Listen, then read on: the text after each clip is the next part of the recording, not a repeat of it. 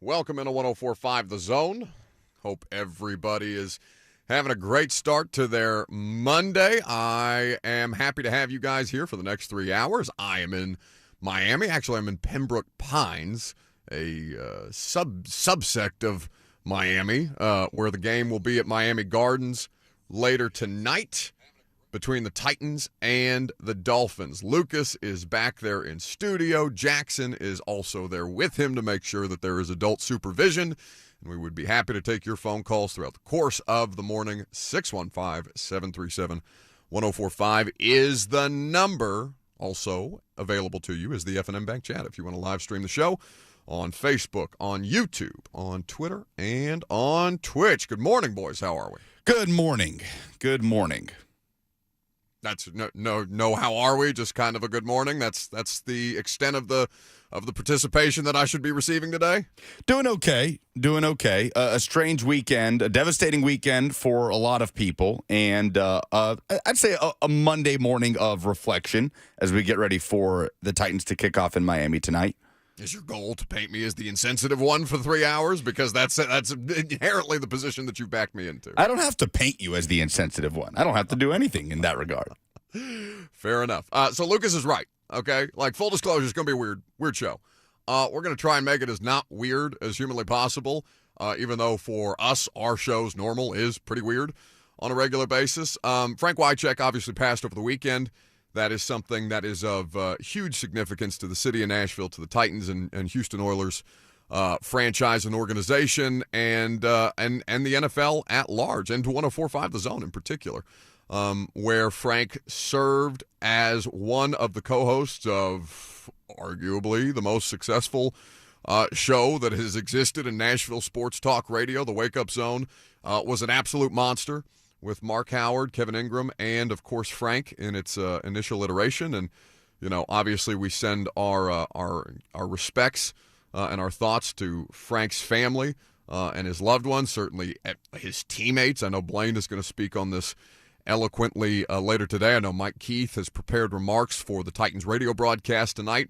So what we're going to do is, because, I mean, Lucas and I talked about this morning, and but I don't want to mischaracterize, but you sounded a little bit conflicted when we got on the phone initially about how you wanted to go about doing this today, because neither of us are terribly well equipped to do a Frank Wycheck obituary show. Well, we want to do it being sensitive to the loss that was Frank Wycheck, a legend in this community, and obviously for this football team, but also for this radio station, people that we know. Lisa Manning, right down the hall at Nash Icon wearing her Frank Wycheck jersey today. Becky and Sale, so many people in this building that were so close to him as a person, and obviously the audience that felt close to him as well. So being sensitive to that while not being disingenuous at the same time and pretending as though we had this inside track to Frank Wycheck when, yeah, like you said, neither you nor myself knew Frank personally, but just knew the impact that he had in this community. No, absolutely. I mean, absolutely. He's only one of 17 members in the Ring of Honor for this franchise, right? This is somebody who is a legend both on and off the field. It's a tremendous loss. And this is the statement courtesy of his family. Their public relations people emailed it around to, I guess, the majority of Nashville, if not NFL media, yesterday. It is with great sadness that the family of Frank Wycheck has confirmed his death. Born Frank John Wycheck on October 14th, 1971. He passed away in his home on Saturday, December 9th, 2023, at the age of 52. Frank Wycheck spent 11 seasons in the NFL, 1993 to 2003, primarily with the Tennessee Titans, though I add parenthetically he did come in to the league with the Washington Commander-Skins football team. At this time, it appears Frank fell inside his Chattanooga, Tennessee home and hit his head on Saturday morning. He was found unresponsive that afternoon. Apparently, Frank moved to Chattanooga this summer to be closer to his family. He leaves behind 2 adult daughters, Deanna and Madison, both married, and 3 grandchildren, Leo, Stevie, and August.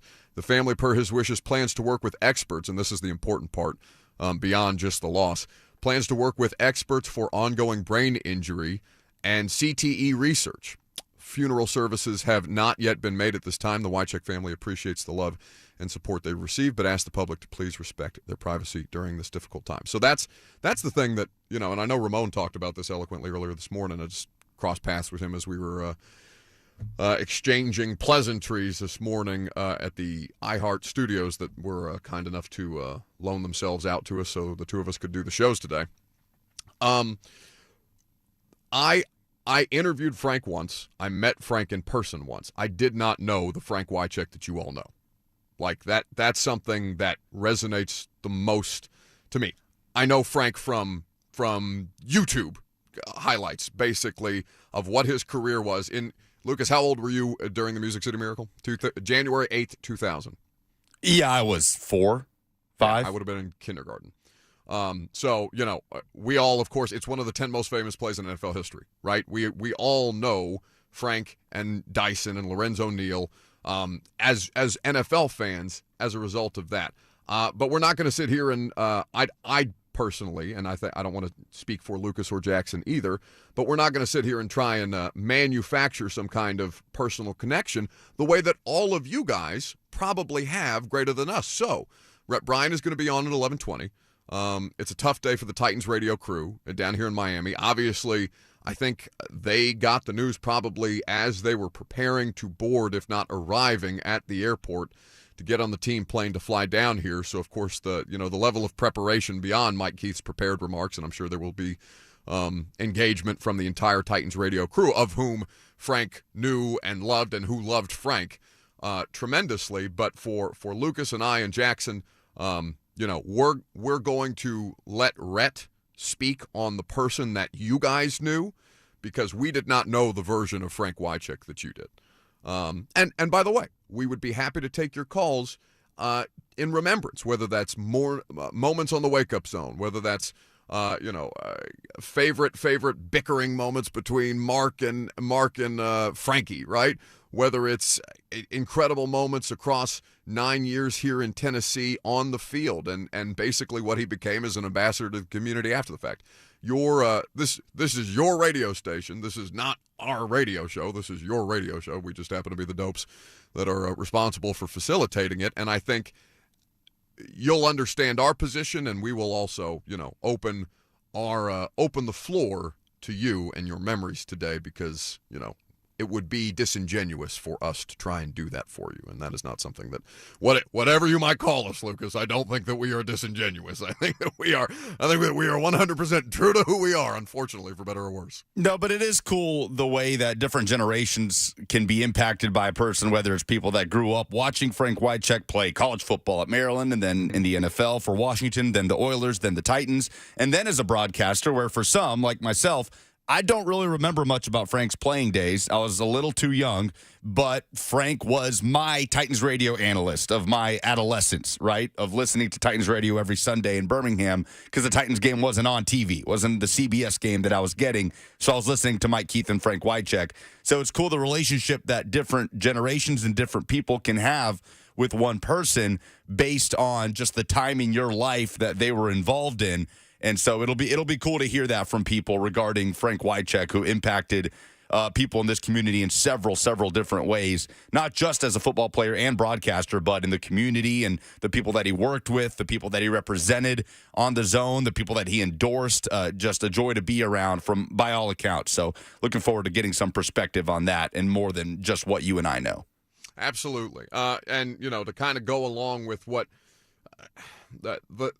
the tone that I'm not going to say that we're going to try and avoid today, but just the general weirdness of today's show, because obviously not just the loss of Frank Wycheck over the weekend, Lucas, but a devastating situation in the Middle Tennessee community again on Saturday with the tornadoes that touched down. Lives lost again. 24 people so far are confirmed dead after the tornado touched down. Over the course of the afternoon into the evening. Initial surveys indicated that an EF3 tornado or EF3 tornado damage in East Nashville, in Donaldson, Mount Juliet, which of course has already been affected by these things, and that is something that, unfortunately we're no strangers to. I personally am not, given the 2020 tornado and the impact that it had on all of our lives, including my community, specifically in Elizabeth Park in North Nashville, just across the way there from Germantown, and how many people, basically how many people are still picking up the pieces from almost 4 years ago when that thing, changed a lot of people's lives, and certainly for the worse. So we are going to we're going to give you some resources today throughout the course of the show. I'll have Jackson, if it's not too much trouble, drop a link to where people can contribute funds in the F&M Bank chat on Facebook, YouTube, Twitter, and Twitch. I will text that to him momentarily, and we will do that as a resource for you guys throughout the course of the day. It's just it's a weird one. So we're going to do our best to do a normal show, and, hopefully that doesn't come across as insensitive. But I can't help but keep coming back to the idea that when people turn this radio station on, it's to be reminded of some of this stuff, and to be, present as a part of the community, but also to have your mind taken off some things that are pretty serious out there in the world. So we'll see if we can't do that the best way that we know how, or at least the worst way that we know how, because that's generally how business gets done around here. We are going to be with you until 1 o'clock, of course, as is the custom. I'm in Miami. Jackson and Lucas back there in Nashville. We are going to talk about this football game. We're talking about a lot of weird football that happened yesterday. And in fact, all the weirdness of yesterday gave me hope that the Tennessee Titans might do the unthinkable, which is, as I think, the biggest underdog in the NFL to date this season, try and get a win over the AFC's number one team. I'm Buck Rising. It's 104.5 The Zone.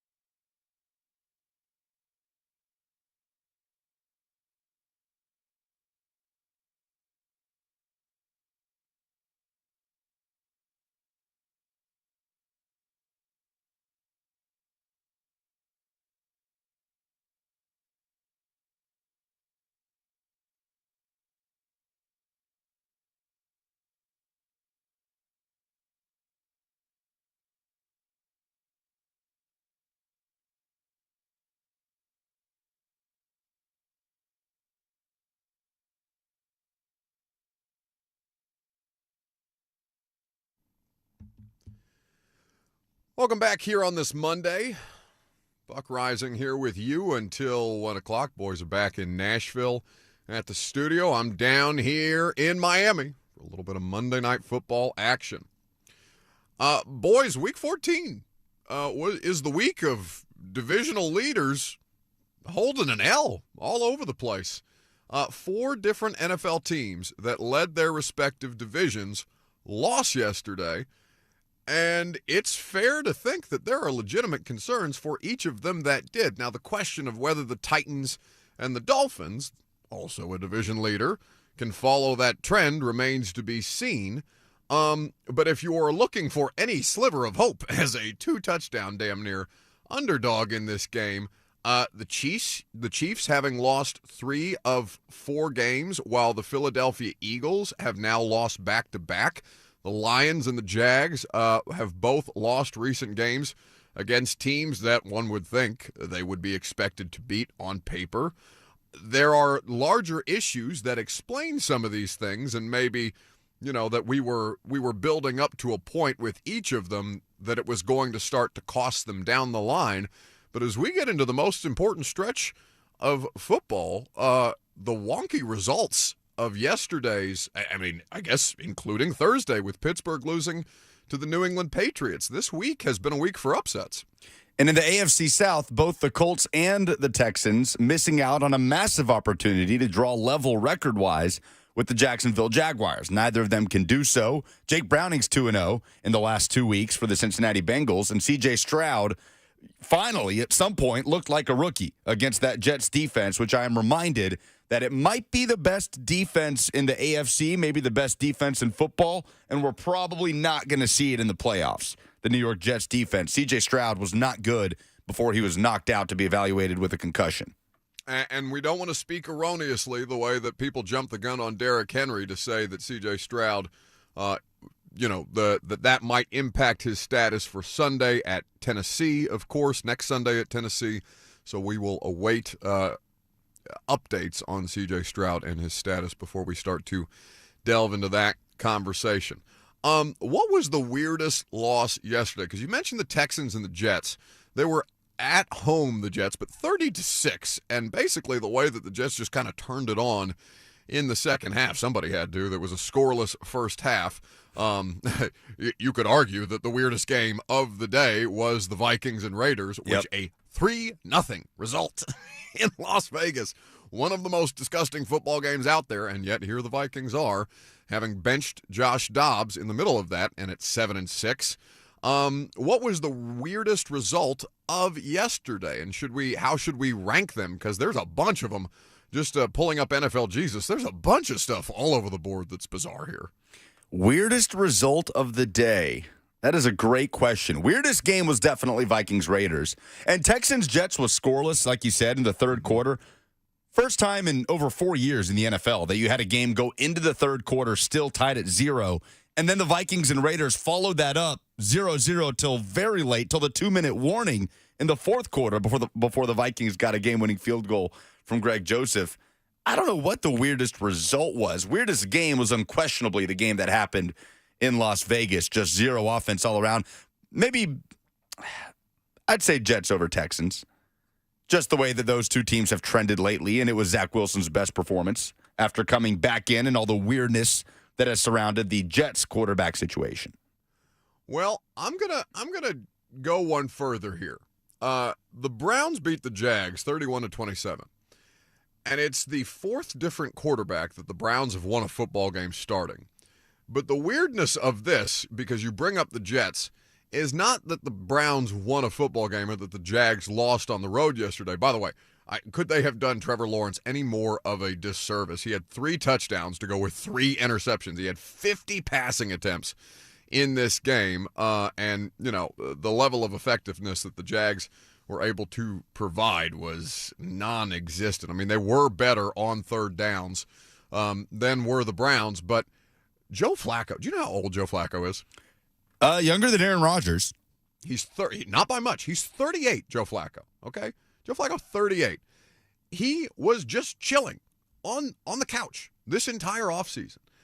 And if I'm a Jets fan And I see former Jets quarterback for a brief period of time, Joe Flacco, out there throwing for 311 yards, 3 touchdowns. He did have a pick, but the pick was honestly, I saw the replay of the interception. The pick was on Cedric Tillman. There was a miscommunication on the route concept. The quarterback looked like he made a bad decision, but there was a miscommunication error on the part of the rookie wide receiver, and so an interception was thrown. Joe Flacco played great football yesterday. He stands to be the Browns starter for the rest of the season. I know CBS interviewed him after the fact, and he said, Joe Flacco, who I don't necessarily associate with joy in his life, seemed to be glowing at the idea that somebody called him at 38 years old in the middle of the season or towards the end of the season to come play quarterback for a team that's got, I don't know how legitimate the Browns have a shot at the Super Bowl, but at 8-5,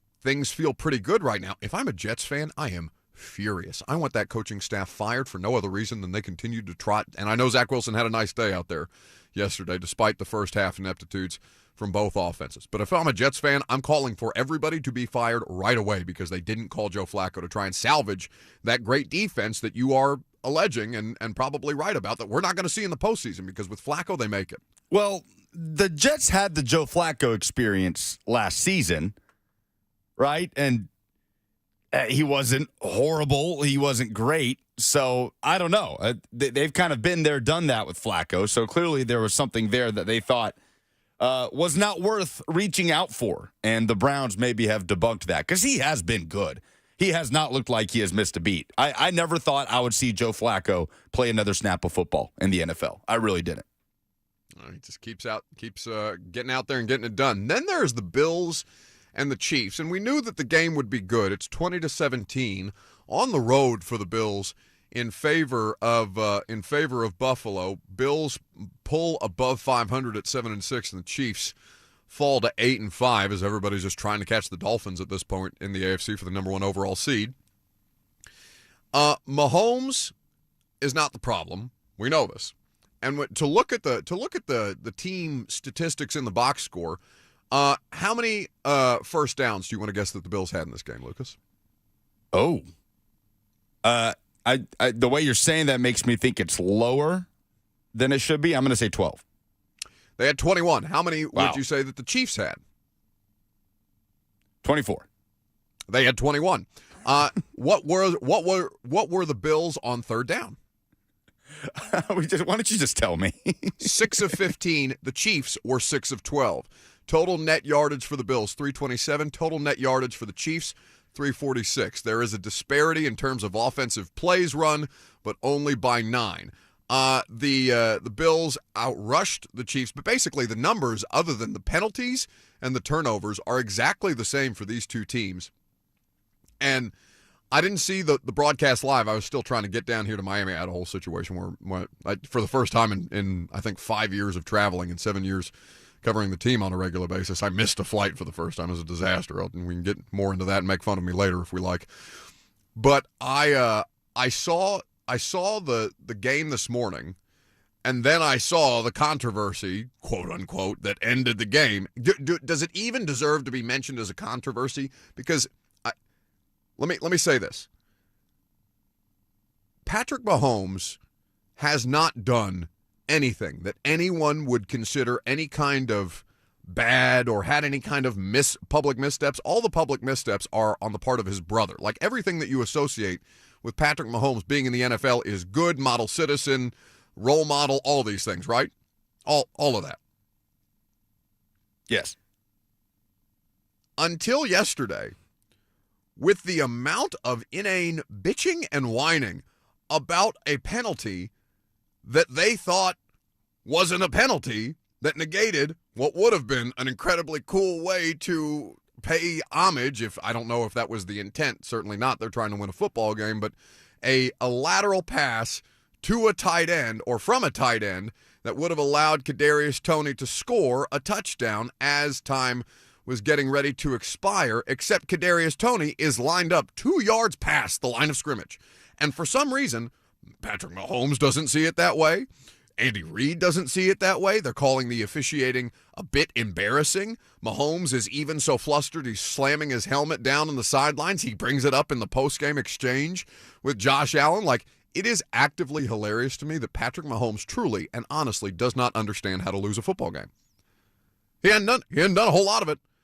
He's never played a road playoff game in his career, Lucas. Did you know that?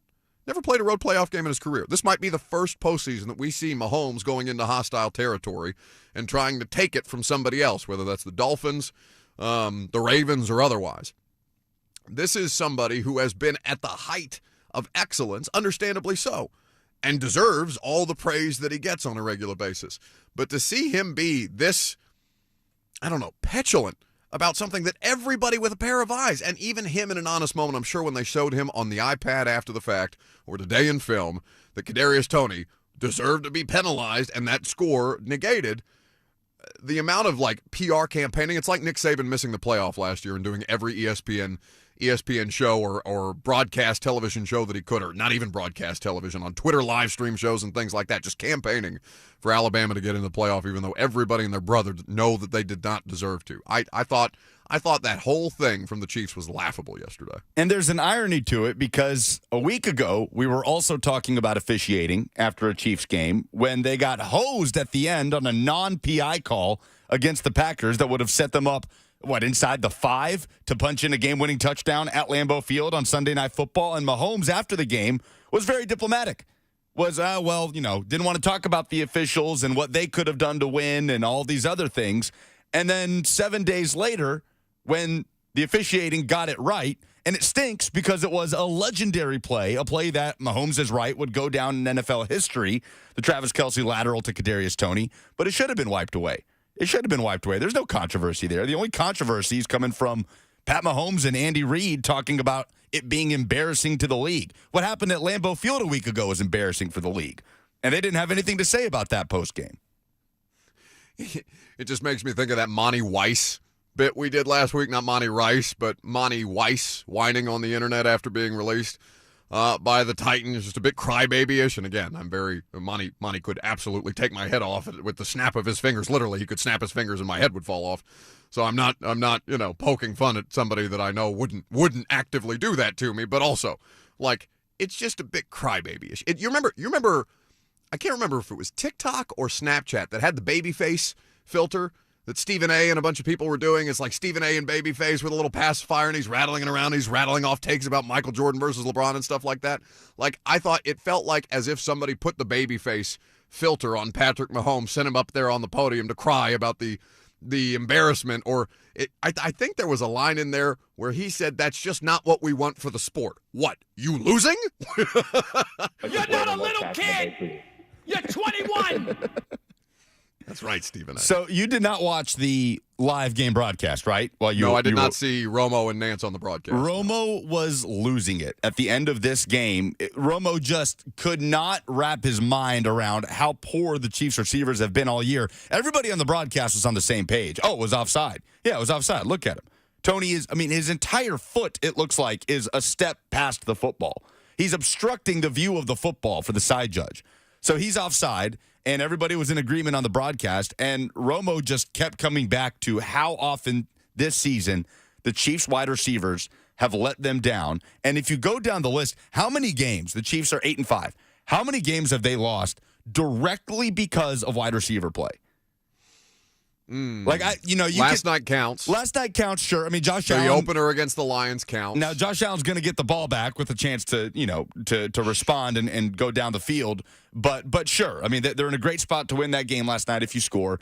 The Eagles game, where Marquez Valdes-Scantling drops a wide-open touchdown pass down the field from Pat Mahomes 3 weeks ago, and the Chiefs lose 21-17. You go back to week 1, like you said, against the Lions, where Tony has the ball go through his hands, and it's a pick six for Brian Branch in a game the Chiefs lose by 1 point.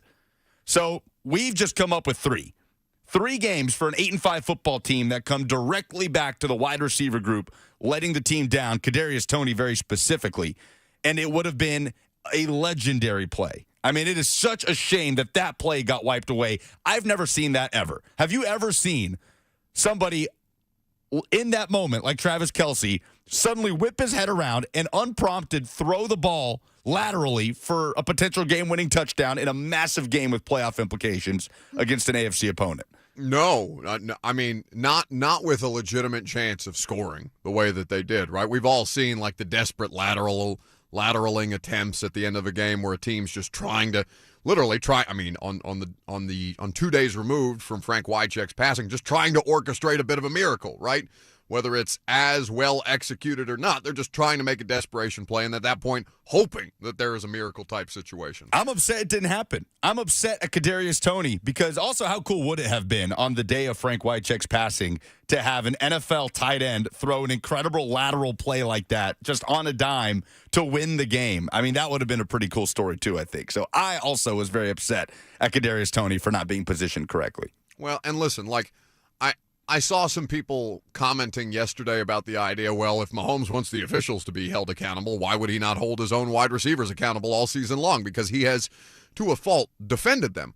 And that is because he is a good teammate, he is a good friend, and he is not going to hang these dudes out to dry at every opportunity, even though they are kind of hanging him out to dry. Now, I don't have updated numbers on this courtesy of BetMGM, but heading in to Week 14, the Chiefs did lead with the most drop passes in the league, just talking about wide receivers or skill positions letting down the Chiefs. The Browns were second, 32 drop passes on the season prior to last night's game, or yesterday afternoon's game for the Chiefs.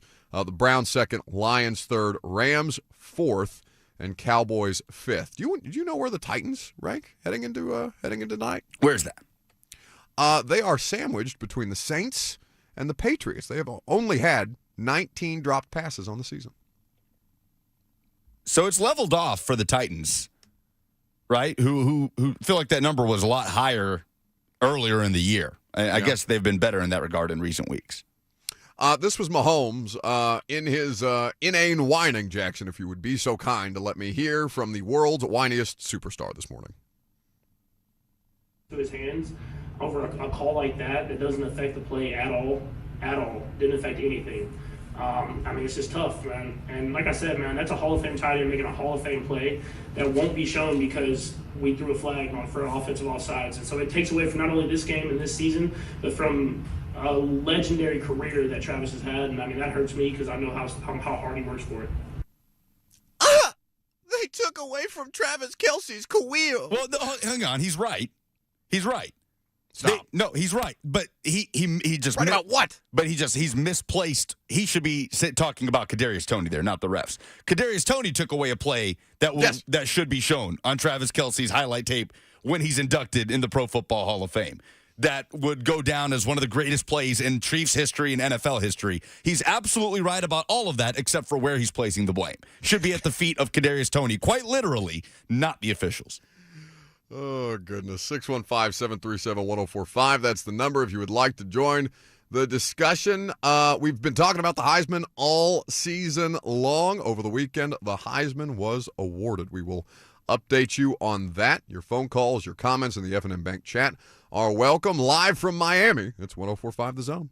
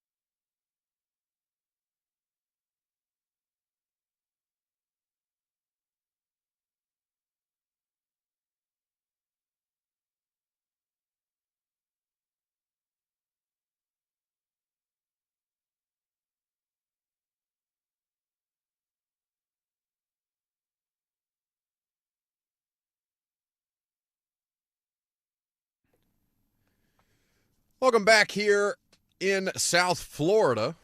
Boys are back in studio making it go. Happy to have you until 1 o'clock, 615-737-1045. We were talking about the way that the Chiefs and Bills game ended last night, to which one of our listeners on Twitter, at Bud Judkins, this is a great Twitter handle. I don't know why that made me laugh, but either way, he tweets us a response to the way that play ended on the day Frank Wycheck, which technically the day after Frank Wycheck, but still, on the day Frank Wycheck passes away, the Bills get the benefit of a penalty call on a lateral game-winning touchdown. We can't have the Bills, truly, we cannot have the Bills hating Frank Wycheck because they've been on the wrong side of two of those plays. So the universe had to come correct. And, maybe maybe Frank Wycheck from above just kind of nudging Kadarius Toney a couple of feet past the line of scrimmage, say, maybe not this time. I got him once. You don't need to get him again. No, I disagree. I much would have preferred to see the Bills get got again by a tight end lateral. So we mentioned that Lucas and I have no personal connection with Frank Wycheck, and so today is your day to remember Frank in ways that the two of us and the three of us, Jackson, I don't want to exclude you from this unless you have some poignant Frank Wycheck memories that you'd like to share. You know, the audience, I think, can do a better job of this than we can, both for Frank as a player and Frank as a person whom, many of you invited into your commutes to work and drive to school or whatever the case may be for so many mornings on the Wake Up Zone here on 104.5 The Zone. So we'll turn that over to the phone calls, Lucas. We have some on Frank? Yeah, 615-737-1045. Erica in Glasgow wants to talk about Frank Wycheck. Hey, Erica. Hey, guys. I want you guys to know I wouldn't even be listening to your show had it not been for Frank. When I started watching football, the only thing I knew was that you root for the Titans and you root against the Cowboys because my mom hates the Cowboys. I was a part of an organization called Miss Wycheck, Kentucky, and they asked me if there was anybody I wanted to meet, and my answer was Frank. And one day I got an email, and it was from him, and I started to realize, well, I've got an old Paul tight end in my email box. I can learn some things. And my family started to pick up on the fact that I started to know what things were. And my mom goes, how many emails from Frank Wycheck do you have now? I said, a couple, which at that time was about 10. So Frank and I have been friends for 20 years. He kind of became my football big brother, so to speak. That's what I called him, basically, was my football big brother. And I remember the day Blaine Bishop took over Frank's job. Frank was there, and they were talking about some football player crashing some bride's wedding and, her not going nuts. And I said, well, I guess you wouldn't have to crash. He said, well, whether I go nuts or not is if I like the guy. So, I've had 20 years of this guy's sense of humor, smart. You never knew what the guy was going to say. He just didn't care. And I think there needs to be more people like that. So, that's my take on Frank. Thank you so much for the call, Erica. We appreciate that and the memories. Not just to inform people about, the sport itself, but about who these football players are, right? Blaine does an exceptional job with this. Ramon does an exceptional job with this in particular, kind of, making sure that people realize that these are not just commodities or names on a roster or, names on your fantasy football app or whatever the case may be. These are living, breathing human beings. And, Frank is as complicated as anybody with that, right? With the impact of brain trauma. And we mentioned earlier that his family mentioned in their statement, not right away, but in, no further down than like the fourth paragraph of that they plan to donate his body and particularly his brain to science, because Frank openly talked about CTE and his belief that he hasn't. Now, of course, that's not diagnosable until, unfortunately, after the individual has passed on. But when I said to start the show that we didn't know the Frank that you guys did, it's because we didn't. I got to Nashville right as Frank's broadcasting career was ending. And he talked a lot about moments when he'd have good days, moments when he'd have bad days, and just how little people actually understand about what happens to these dudes after they leave. Well, we talk about broken legs and concussions and all these different things, but you don't think about the 52-year-old football player who's had, how many concussions did he say he had?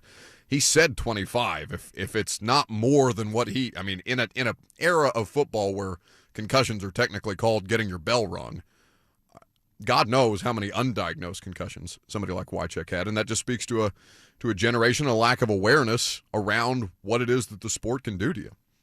So we appreciate the memory, Erica. All right. Coming up next, we are going to get into, quickly, the Heisman. We mentioned that we wanted to do the Heisman here. Jayden Daniels, the LSU quarterback, wins the Heisman over the weekend with a couple of different options, but really he was the only clear option after Bo Nix was defeated by Michael Penix in the Pac-12 championship game. Jayden Daniels, the most electrifying college football player in the sport this year, and to do so on a 3-loss football team, I think kind of echoes that even more. Yeah, Jayden Daniels getting over 200 more first-place votes than Michael Penix Jr. did. He ends up edging out Michael Penix Jr. by about 300 total points to win the Heisman Trophy. And whenever a Heisman winner is coming from a 3-loss football team, like in recent history, you have had Lamar Jackson or RG3, right, coming out of not exactly perennial contenders like Baylor and Louisville, but having had a special season. So it's weird for the Heisman winner to be from LSU, and I think the correct Heisman winner. He had an incredible season, but that not be a contending LSU football team. That's an odd place to be. It does tell you how special of a season he had, and it also tells you, I think, how disappointed LSU fans should be with the product they put out there defensively this year, the amount of times that unit let them down this season. And ultimately, it's going to be a weird year to be remembered by LSU fans when you're going to remember 2023 more about the individual performance of Jayden Daniels than you will any singular win on their schedule. Like, what was LSU's best win this season? That's a good question. You want to tell me? I mean, they lost to Alabama. They couldn't beat Ole Miss. They lost to on the Florida road. State. They got blown out by Florida State. Their best win on paper, as far as strength of opponent, was on the road against a Missouri team that ends up in the top 10 of the college football playoff rankings. Otherwise, how many people are clinging to wins over Missouri that's this what year I'm as saying. their best win? That's what I'm saying. So it's just going to be an odd year to remember for LSU fans. Their most memorable game from this season will, without a doubt, have to be the 52-35 win over Florida because of what Jayden Daniels did in that game. They gave up 35 points to a 5-7 Florida team. LSU did on that night, but Jayden Daniels put on a historic performance, one that I think went a long way in securing this Heisman Trophy. So just a weird year to remember for LSU fans that finishes in a deserving Heisman Trophy for quarterback Jayden Daniels. And it'll be interesting to see how he stacks up on these draft boards coming up in a few months. So that will conclude our Heisman watch for the season. Congratulations to Jayden Daniels. And I guess congratulations to LSU fans. At least you have a Heisman Trophy winner, if not anything else. Who's their bowl opponent? Wisconsin. We talked about it in the ReliaQuest Bowl. That's right. LSU finished with a better record than Tennessee, so typically they would get the Citrus Bowl, which is a better bowl game, but LSU played in the Citrus Bowl a year ago. Citrus Bowl chose the Vols to play Iowa, so LSU will play the Fightin' Luke Fickles on New Year's Day in the ReliaQuest Bowl, the artist formerly known as the Outback Bowl. No bloomin' onions for the Tigers. The Fighting Luke Fickles this year lost to the Fighting Tom Allen Yes, of they the did. Indiana Hooters. Which is just anyway, we don't have to get into that. Defending Tua and the Dolphins. How can the Titans do it without Christian Fulton and without Jeff Simmons? We're going to talk about it coming up next.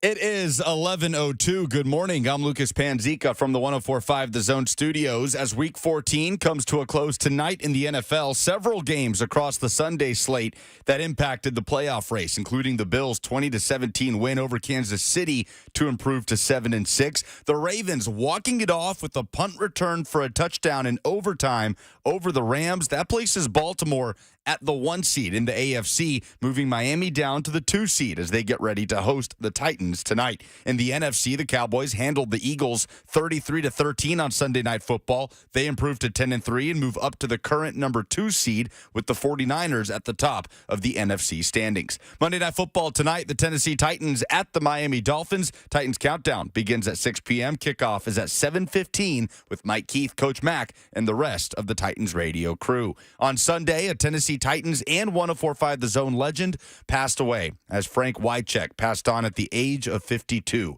Wycheck's 11-year career included 9 years with the Oilers and Titans, 3 Pro Bowl appearances before a broadcasting career that followed with The Zone and Titans Radio. Wycheck is a member of the Titans Ring of Honor and a Tennessee Sports Hall of Famer. For all your foundation repair and waterproofing needs, visit USSTN.com. Breaking news at once on your home for the Titans and Vols. This is 104.5 The Zone.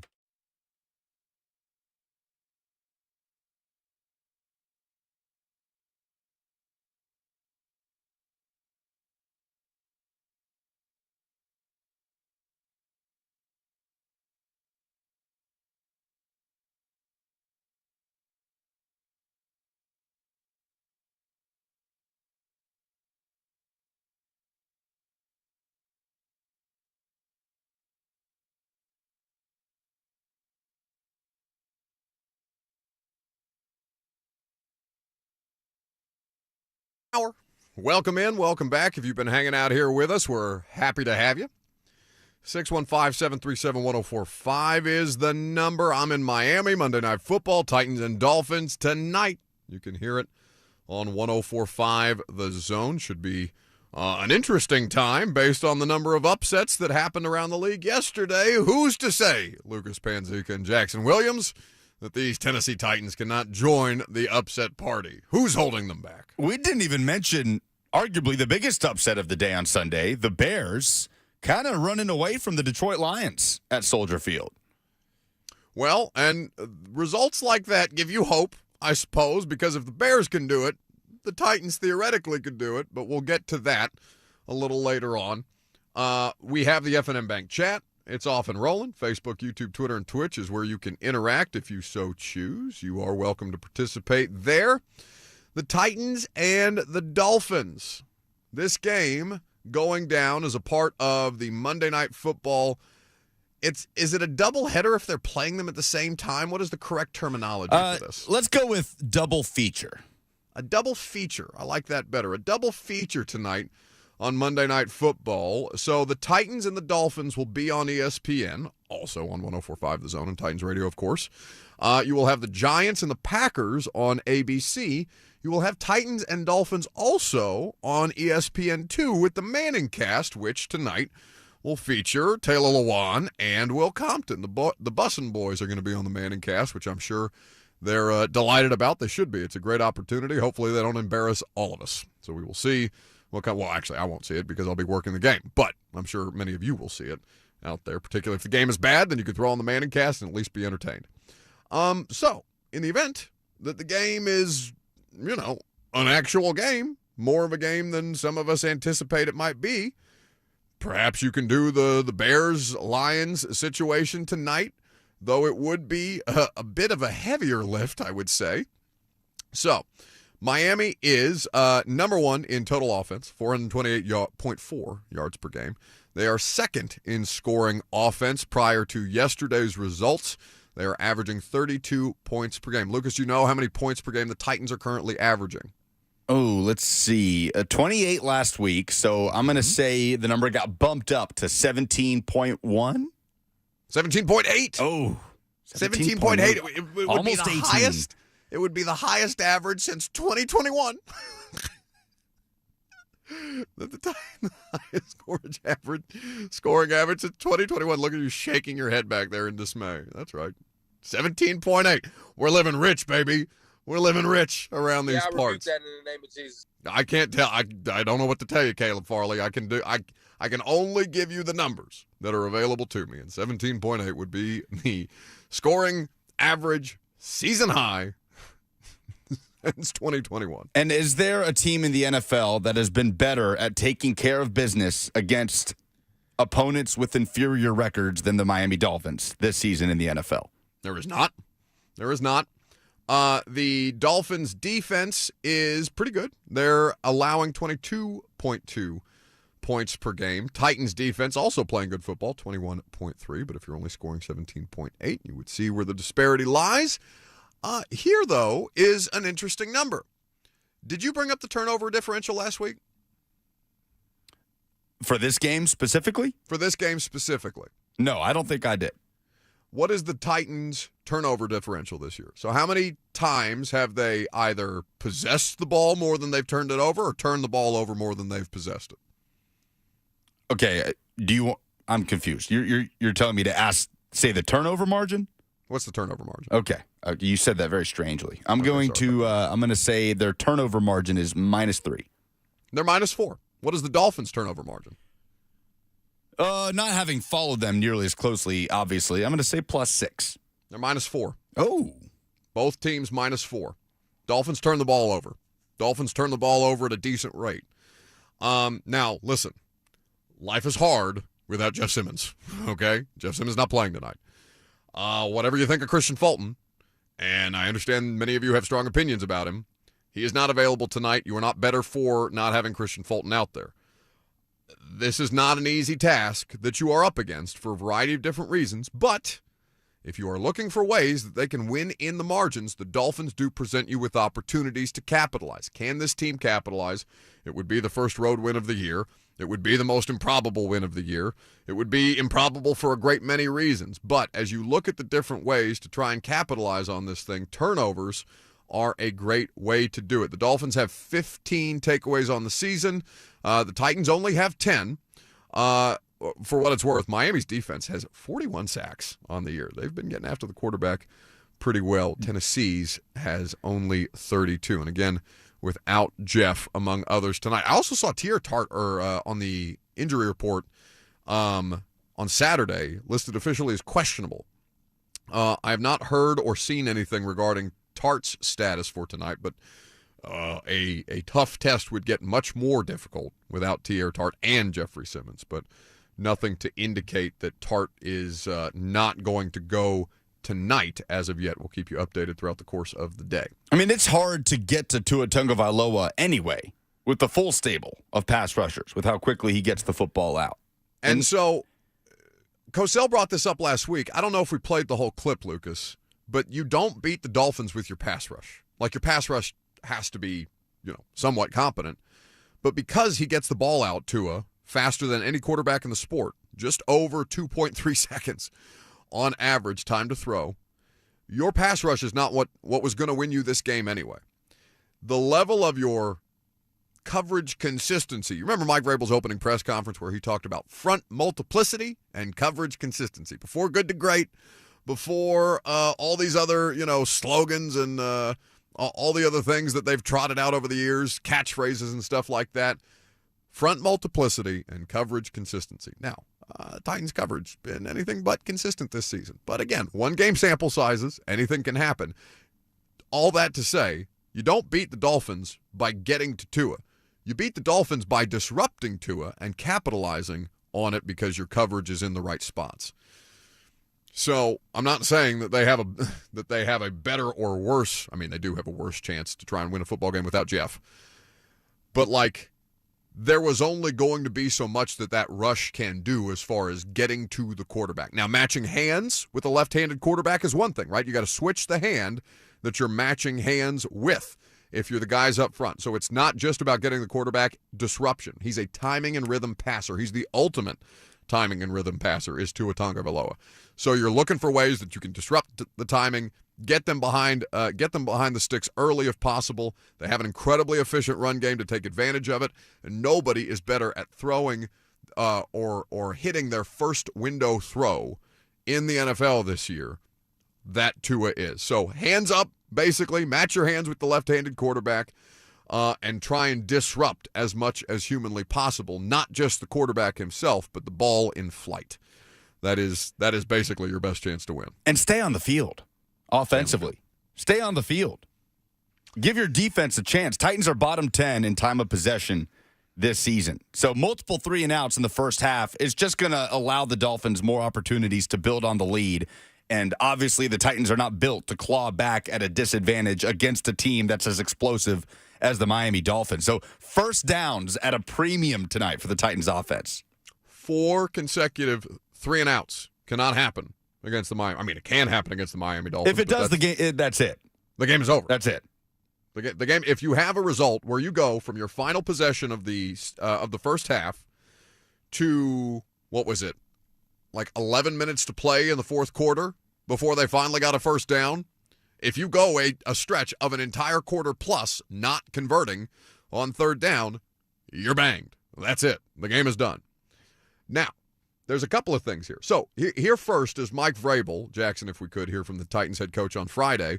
Here first is Mike Vrabel talking about the idea of defending Tua and all the different ways that they have to be prepared.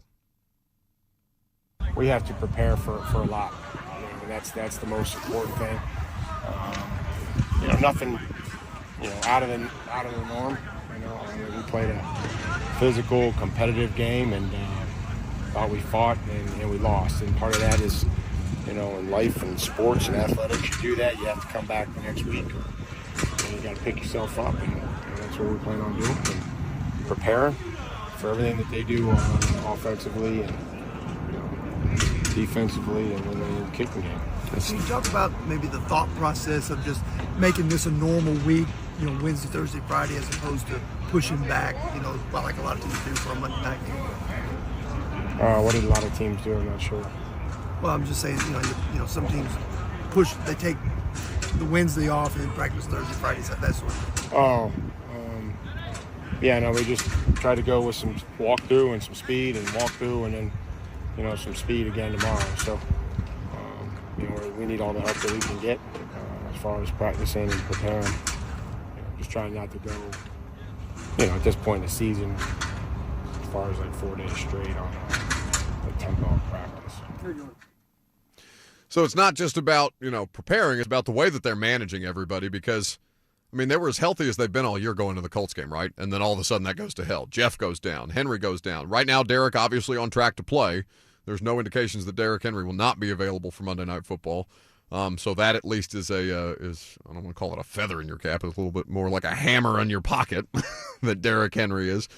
Fulton obviously experiencing the hamstring injury on the second to last play of the overtime period against the Colts. So with all that being said, nobody runs more pre-snap motion on offense than the Miami Dolphins do.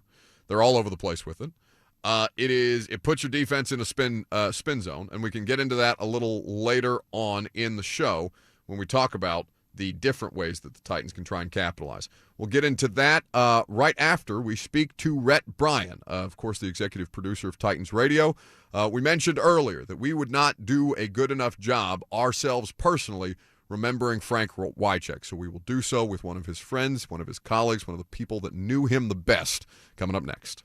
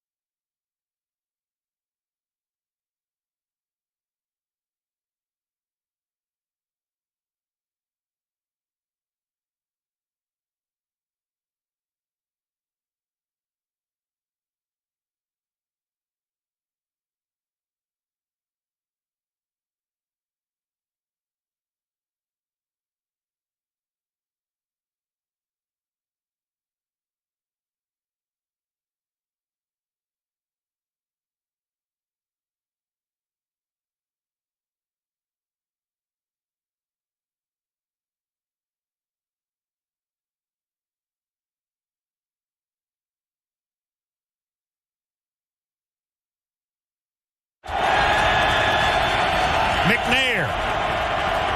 Long count. Takes a straight drop. Looks. Steps up. Fires downfield. Ball caught. Wycheck 10. 5. Driving for the goal line. End zone. Touchdown Titans. Frank Wycheck, cast off by the Redskins, cashes it in, and Tennessee is in front by 12. Well, broken play. Steve got some good pressure, had to move out to his right, found Frank sliding across the field in the middle, shot a perfect throw to him, and Frank did a great job bouncing off defenders, taking it into the end zone. That, of course, is Titans Radio on the call of one of many Frank Wycheck touchdowns that he had over the course of his career here, not just with the Tennessee Titans, but starting it with the Houston Oilers, coming over from the Washington football franchise. And we started the show by saying, hey, listen, he passed away, Frank did, on Saturday.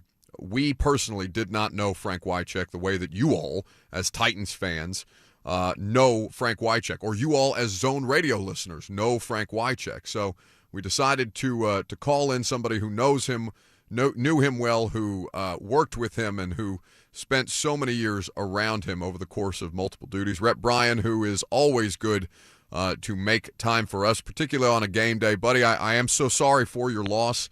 I know everybody's keeping Frank's family in their thoughts at this particular time, and just wanted to give you the opportunity on these airwaves to kind of articulate just what kind of a loss, I don't want to say just Titans fans or the NFL world, but the city of Nashville, Middle Tennessee, has lost in the passing of Frank Wycheck at 52.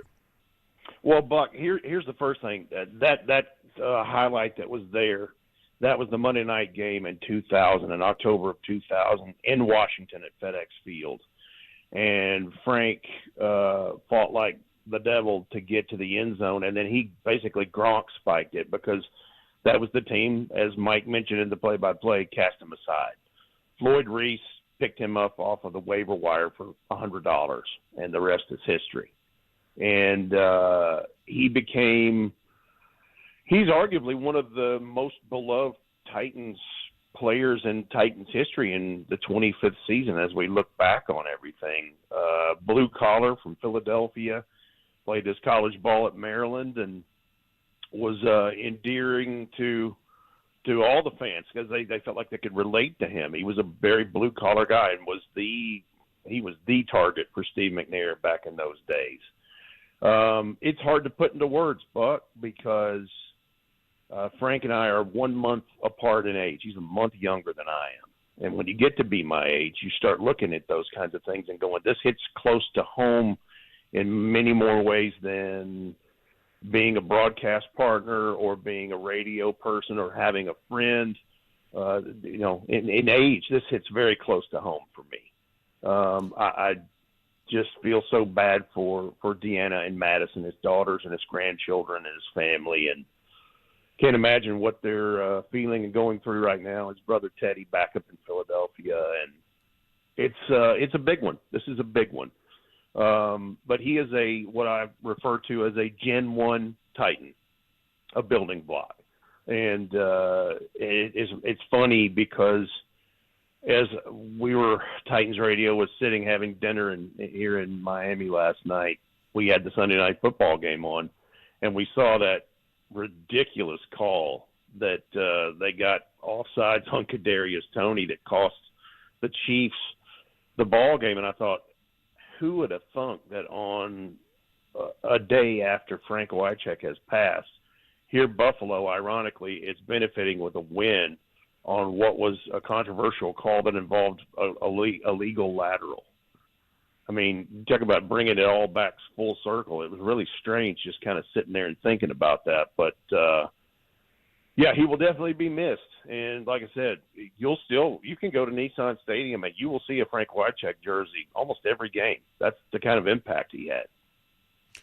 Well, Rhett Bryan, executive producer of Titans Radio, Titans and Dolphins tonight. I'm sure there will be words from the Titans Radio crew on the broadcast. I know we will be dialed in the press box as well, listening with reverence, certainly, about the way that you guys handle this situation. And on top of that, Rhett, you brought up the relatability and the blue-collar nature of it, and I think that's so important because, you know, in every probably NFL market, there's a former player who goes into broadcasting, and particularly on local sports talk radio, that entrenches themselves not just in people's lives even further, but can be a face for a lot of different things, a voice for a lot of different things to help articulate that to fans, whether that be just simply explaining the game of football or, in the case of Frank, articulating the struggles after football and the way that started to rob him of the person that I think that I've heard you guys talk about so glowingly, whether that's Titans fans, whether that's the Titans radio crew, whether that's the staff who predates me at 104.5 The Zone. And I'm wondering how you experienced that change in him, where now his family is, was very quick to note in their statement confirming his passing yesterday that they would be donating his brain for study, in particular looking for CTE. Well, here's the thing, Buck. This game is violent.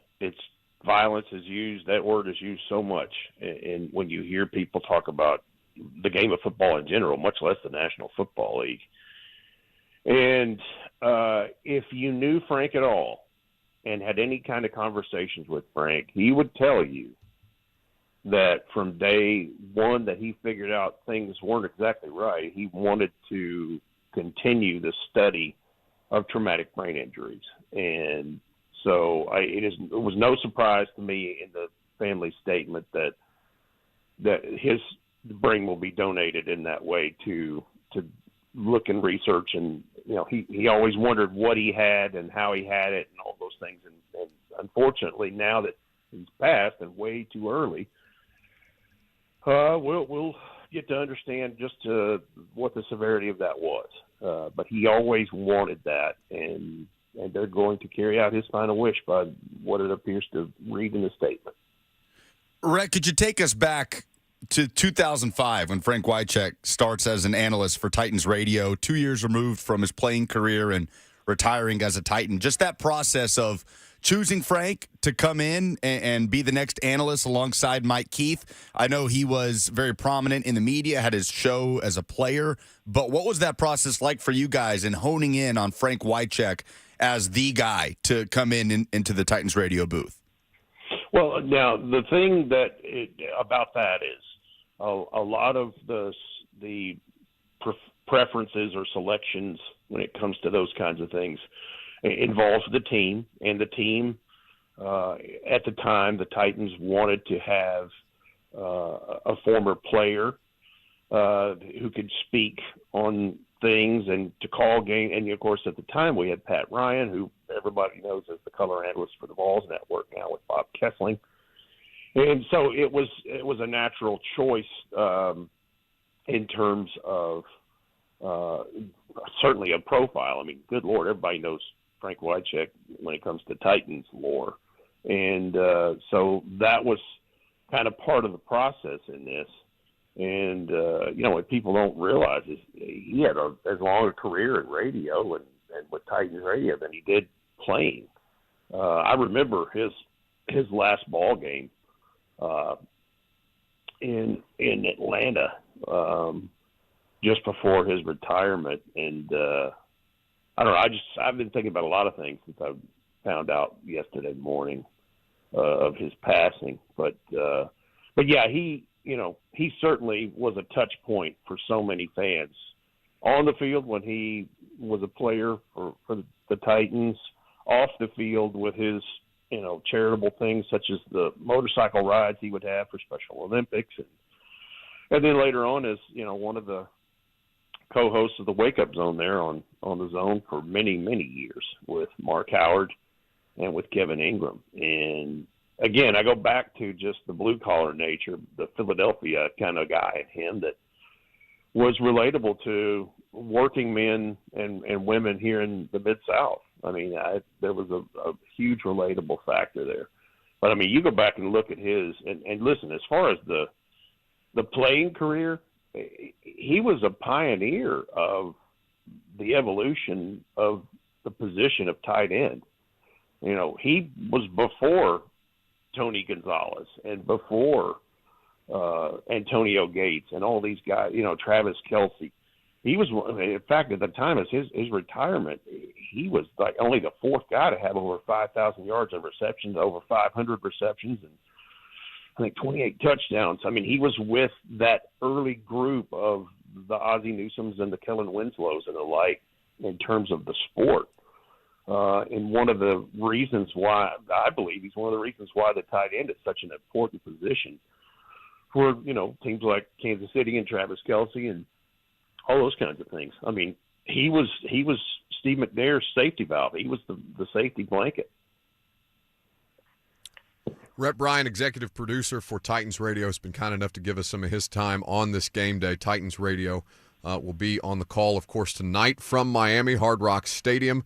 Kickoff is at 7:15. Titans countdown before that. Rhett, buddy, I am so sorry for your loss and for the rest of the Titans Radio crew, and of course for Frank's family in his passing. And I'm so grateful that you took some time. I know the audience is grateful that you took some time to do this man justice in ways that we could not have done without you today. Well, I appreciate you having me on, and I can only imagine all the stories that fans have been sharing all day, and certainly their sadness in losing someone that they have always been a big fan of for what he did for Nashville. I mean, he was an early ambassador of the game of professional football to Nashville. I mean, it's that simple. That's why I say he's a Gen 1 Titan. He and the Steve McNairs and the Blaine Bishops and the Eddie Georges, all of those, they were the first faces and playmakers that we saw on Sundays, and was a huge part of the history of the Titans. Certainly something that will not be gone just with his passing. Something that will live on well beyond any of us at this point. Rhett, I will see you in the booth tonight, and we'll see what happens from there. Thank you again, my friend. Yes, sir. Y'all have a great rest of your show, and I will see you tonight. That is the main man, Rhett Bryan of Titans Radio. Of course, Jim Wyatt and myself will be in the booth with Rhett 15 minutes before kickoff to do our Titans Insider segment. I can't imagine, especially, Rhett mentioned being Frank's age. 52 is such a relatable age for a lot of people in the listening audience to just have something. I mean, something like your life coming to an end at 52, regardless of what's in your background, what kind of tragic circumstances. In this case, his family in the statement saying a slip and fall where he hit his head. I think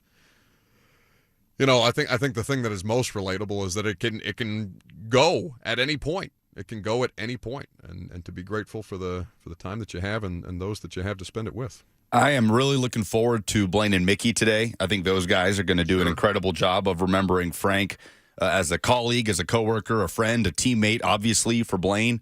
And tonight on Titans Talkback, after the game, I'll get to be with Kevin Dyson. We'll see what happens between Titans and Dolphins. Obviously, that's a call-in post-game reaction show, but, Buck, I get the feeling we're going to be talking a lot about Frank as Kevin Dyson remembers the guy who threw him that lateral, and just getting his thoughts on losing his teammate and friend.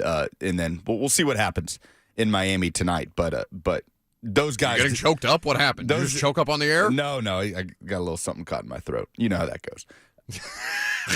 Those guys, I've been fine today. I've been crystal clear today. Those guys will do a better job than we could ever do on remembering Frank and the impact that he had in this building. Like we have many coworkers, like you and I, people that we deal with every day that are dealing with losing a friend today. Someone that meant a great deal to them. People that have been in this building for several years. It wasn't that long ago that Frank was on the air here, right? 2017. I mean, 6-7 years ago, Frank was on the air every morning on 104.5 The Zone and every Titans Radio game day. So a lot of people in this building that are mourning him today. And like I said, Blaine and Mickey from 1 to 3, and then Kevin Dyson tonight on Titans Talkback. Looking forward to hearing those guys' perspectives. Well, I'm sure Brent Doherty on 3HL will have a lot of thoughts today. I'm sure given that they are doing the Lee Company countdown to kickoff instead of Blaine and Mickey and myself and Kayla. I'm sure Brent will have some thoughts there as well in remembrance of their friend. So I think that for our purposes, we'll go about the rest of the show as best we can. You guys are welcome to call in at any point with memories of Frank Wycheck. But like I said, it would be disingenuous for us to try and make it mean as much to us as it does to you. Not to say that it doesn't mean something to us, but that we don't have those kind of visceral memories and moments the way that so many of you do out on location, meeting the Wake Up Zone guys, going to Titans games, seeing Frank perform on the field. And so we invite you to remember him the way that you want to today, not the way that we want you to remember him. That's entirely up to you. 615-737-1045 is the number if you would like to get involved. We will get into, in the absence of phone calls, we'll see if you guys want to chime in. I'm sure many of you have throughout the course of the day and will continue to.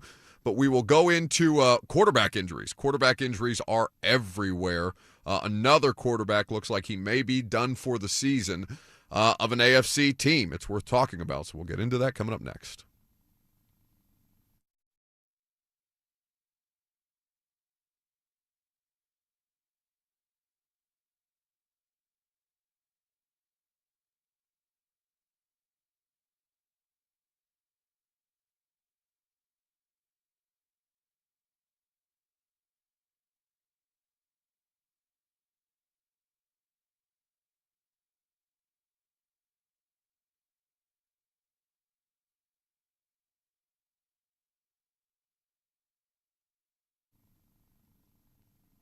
Don't go through another year with that awful joint pain. Call QC Kinetics right now and make 2024 the year you are back to living normal life again. Hey, it's Buck Rising. QC Kinetics can give you your life back. They are the nation's leader in regenerative medicine, and their all-natural treatments can repair and restore that damaged tissue, giving you pain-free movement. QC Kinetics has tens of thousands of satisfied patients around the country, people who had knee, back, shoulder pain, who were able to get lasting relief with no surgery, no drugs, and no downtime. If you have pain from an old injury or pain associated with arthritis, you need to check this out. The future of medicine is here. Regenerative treatments from QC Kinetics. So make the call and get the most out of 2024 that you can. Get back to doing what you love. And don't forget, you can use your HSA and FSA funds. Call QC Kinetics now at 615-249-4024. That's 615-249-4024.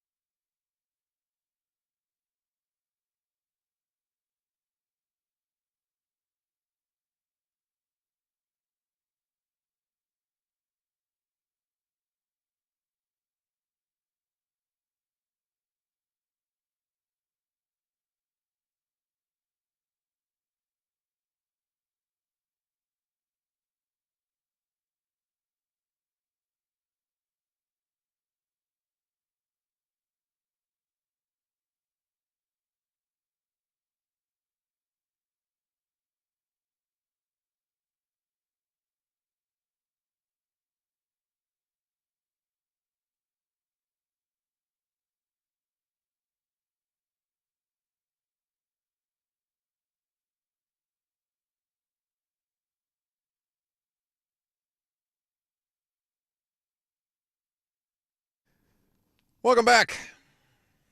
Buck Rising here with you, live from Miami. Lucas and Jackson back in studio, making it happen. Titans and Dolphins tonight. A couple of AFC teams squaring off in the double feature, not double header. That is Monday Night Football. Packers and Giants the other game. AFC quarterback injuries, though, deeply unfortunate and continuing to propagate the league. We brought up last year, probably about this time, maybe a little closer towards the end of the season, that we had set a record in 2022 for the amount of different quarterbacks that had started. 66 quarterbacks started games in the NFL last year. I don't know what the latest number is, but based on some of the events that took place yesterday, as documented by Ian Rappaport of the NFL Network this morning on Good Morning Football, it sounds like you can add 2 at least to the short-term list. Start with Los Angeles. The Los Angeles Chargers starting quarterback Justin Herbert. Obviously, it has not been the kind of season anyone anticipated with the Chargers as far as Herbert goes, as far as the team goes. All of it in another significant obstacle. Justin Herbert has a fractured right index finger. Obviously, he is a righty thrower, throws heavily with the index finger involved.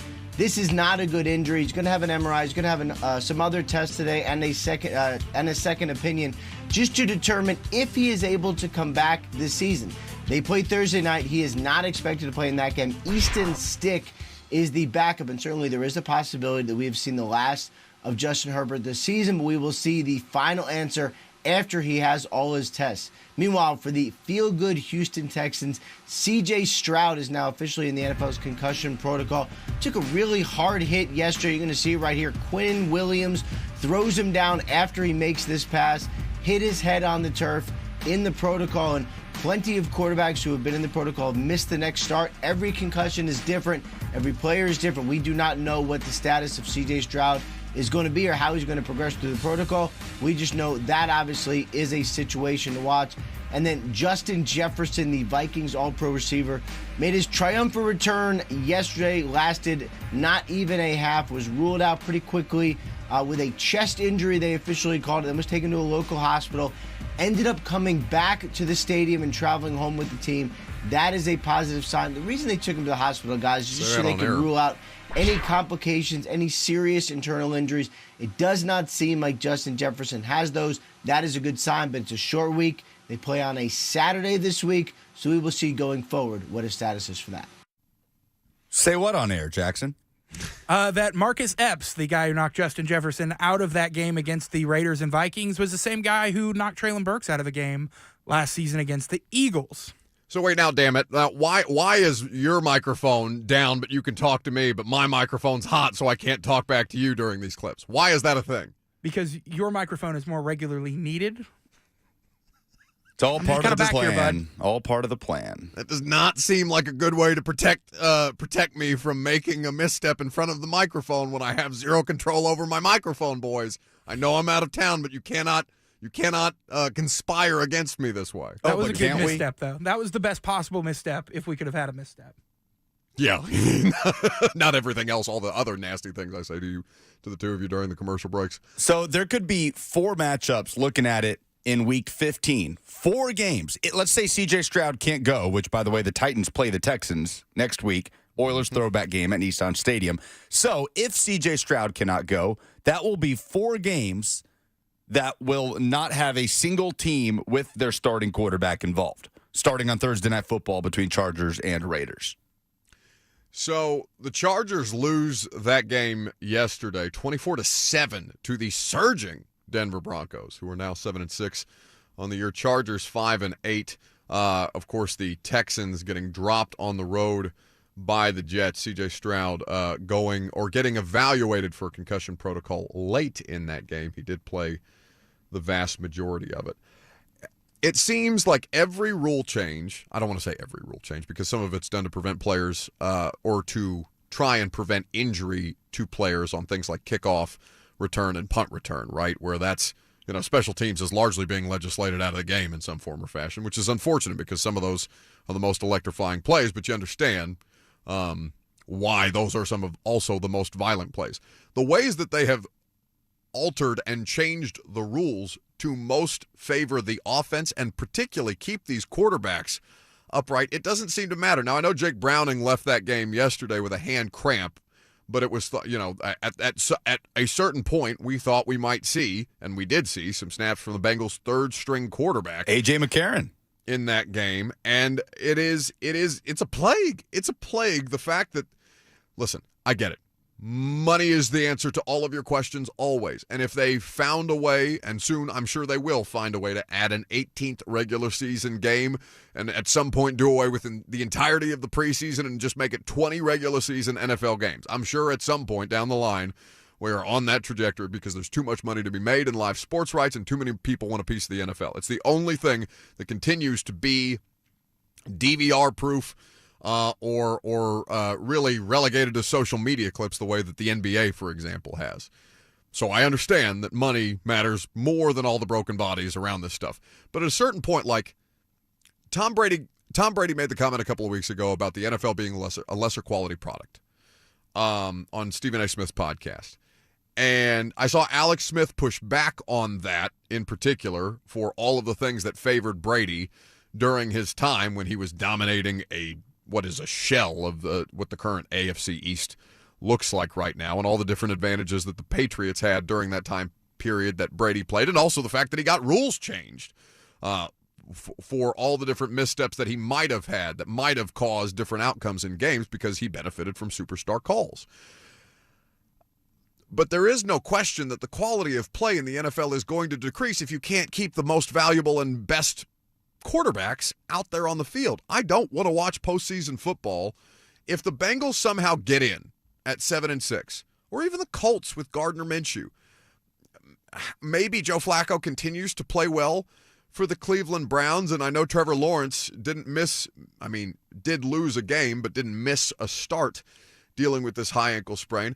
I don't want to watch a bunch of these backups play in the playoffs. And we're talking about the vast majority of the AFC at this point, where the Texans, the Jets, the Colts, the Bengals, the Browns, just looking through at the Raiders, obviously for different reasons. Well, all four of those games that I brought up that would be between teams that don't have their starting quarterback, all four involve AFC teams. Chargers, Raiders, the Vikings are at the Bengals, both of them without their starter, Steelers and Colts, and then I put Texans and Titans in as a part of that as well, with Ryan Tannehill being out and C.J. Stroud potentially set to miss that game.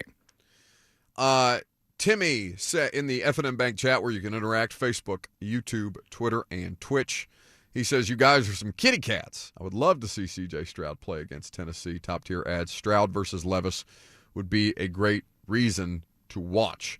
I don't know what C.J. Stroud's status is going to be. I would prefer to watch C.J. Stroud play against the Titans, and I would prefer to watch Will Levis play against the Texans. Like, I would rather see the best quality quarterbacks out there as much as humanly possible because they're a lot of fun to watch. And Stroud, making a good case, missed an unfortunate opportunity with the Jags losing a game as well, as Lucas mentioned at the start of the show. Both the Colts and the Texans looking to try and get back level with the Jacksonville Jaguars, unable to do so yesterday. I think that the quality of play is suffering not because of coaching or because Tom Brady's not around anymore or all these other things, but because the quarterbacks keep getting hurt and it's Jake Browning versus Gardner Minshew on your Sundays. That's why it feels like the quality of the NFL is down. I don't know what you do about it. They've already changed all the rules to keep the quarterbacks healthy. Anyway, 615-737-1045 is the number. We've got phone calls on Frank Wycheck, remembering Frank Wycheck. Lucas, you want to take one now, or do you want to do it in the final hour? Matt and Brentwood will take them coming up in the next hour. Okay, Matt and Brentwood, stay right there. We'll get to you. Coming up next, we will also talk about a huge weekend of upsets in the NFL and how tonight no one else is looking for moral victories. The Titans should not either. I'm Buck Rising, live from Miami. It's 104.5 The Zone.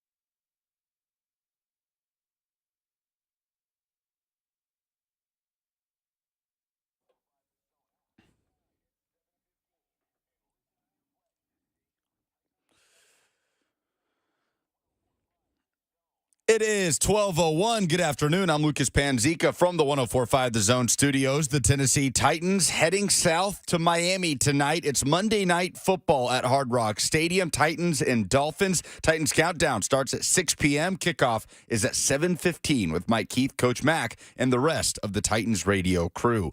On Saturday, this past weekend, a Tennessee Titans and 104.5 The Zone legend was lost as Frank Wycheck passed away at the age of 52. Wycheck's 11-year career included 9 years with the Oilers and Titans and 3 Pro Bowl appearances before a broadcasting career that followed with The Zone and Titans Radio. Wycheck, a member of the Titans Ring of Honor and a Tennessee Sports Hall of Famer. For all your foundation repair and waterproofing needs, visit USSTN.com. Breaking news at once on your home for the Titans and Vols. This is 104.5 The Zone.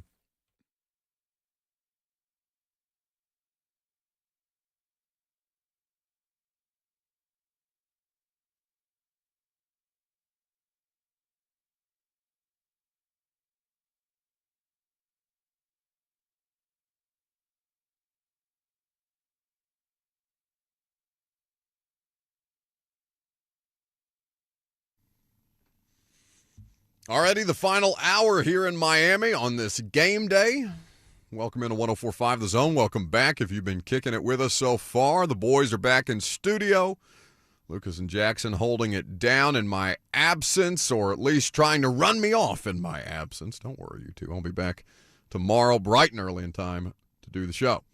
615-737-1045. That's the number if you want to jump in this final hour. We would be pleased to have your participation. How you feeling about this Titans and Dolphins game tonight? A week filled with upsets in the NFL. Has that altered your outlook on what should be a lopsided game? But there are all kinds of should-be type situations in the NFL that don't come to pass. Why should this one be any different?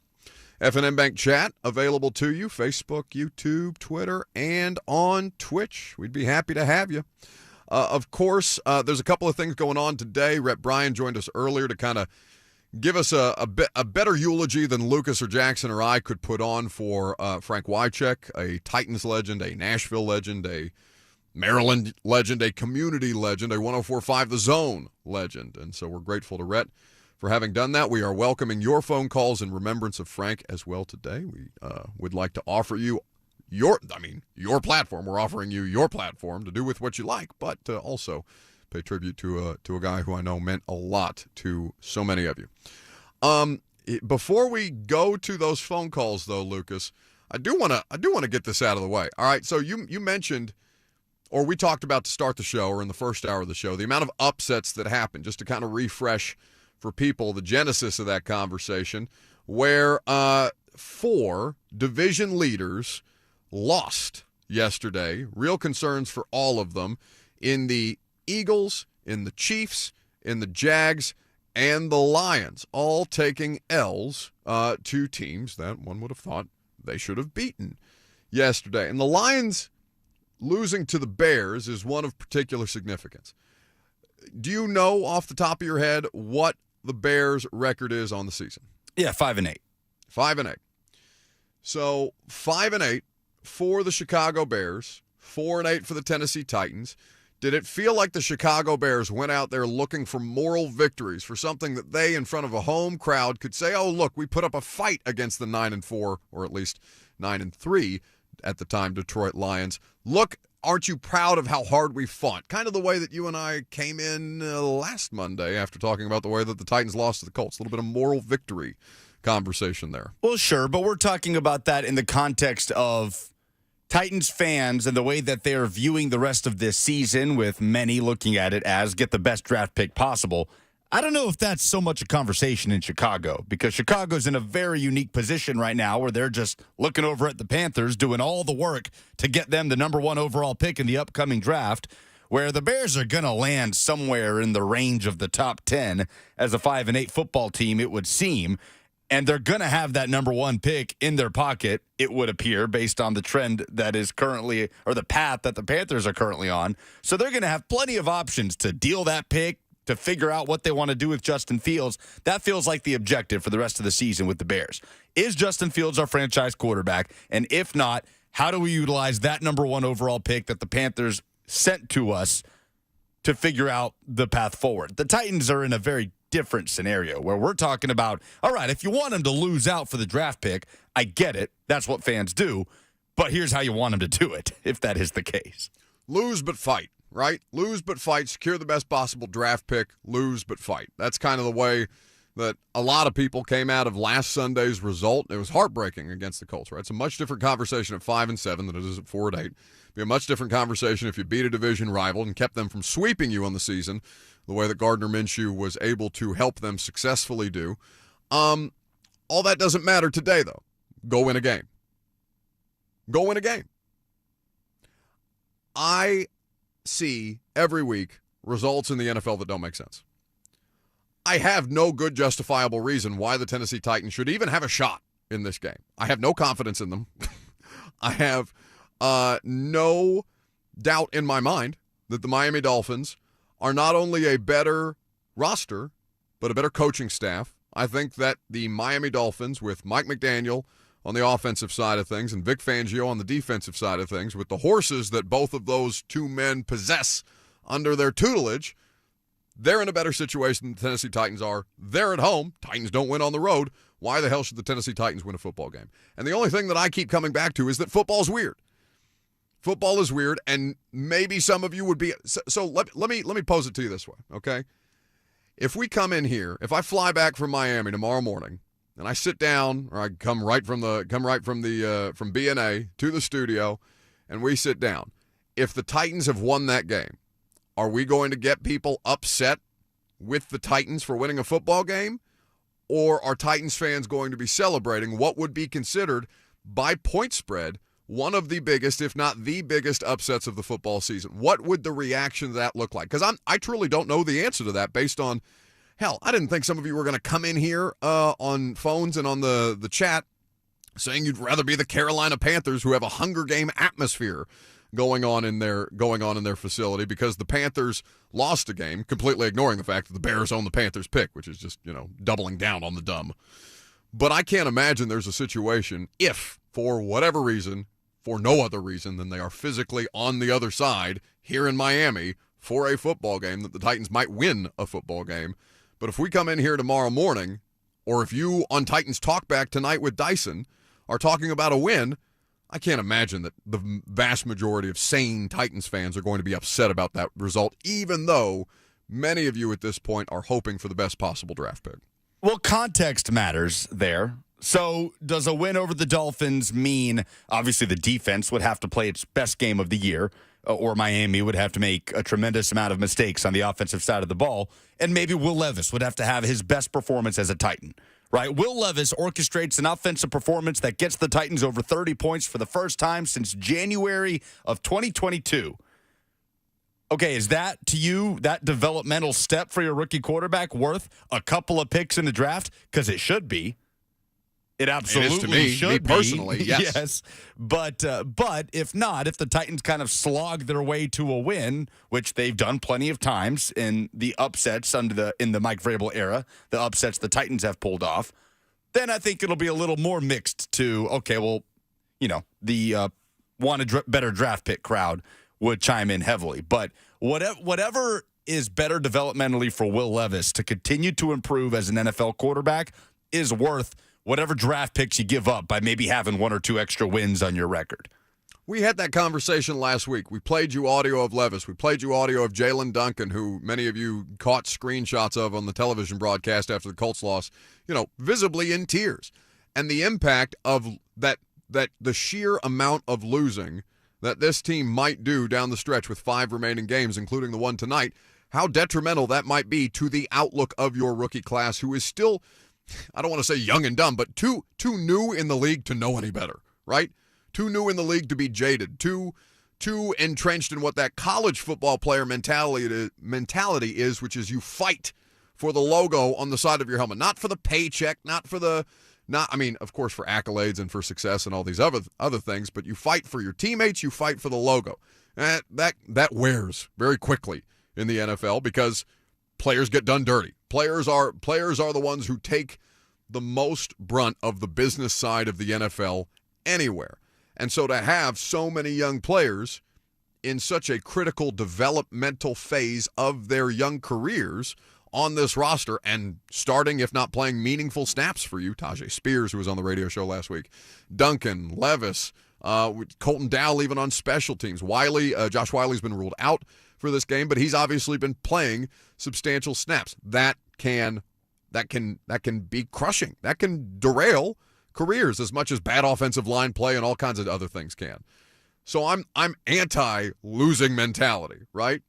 But I get why some people look at it that way because, in the chat, Lethal Latin 615 on YouTube says he wants neither. Season's over. Which I add parenthetically before I read the second part of his comment that the season is not over for anybody but Lucas, do you know?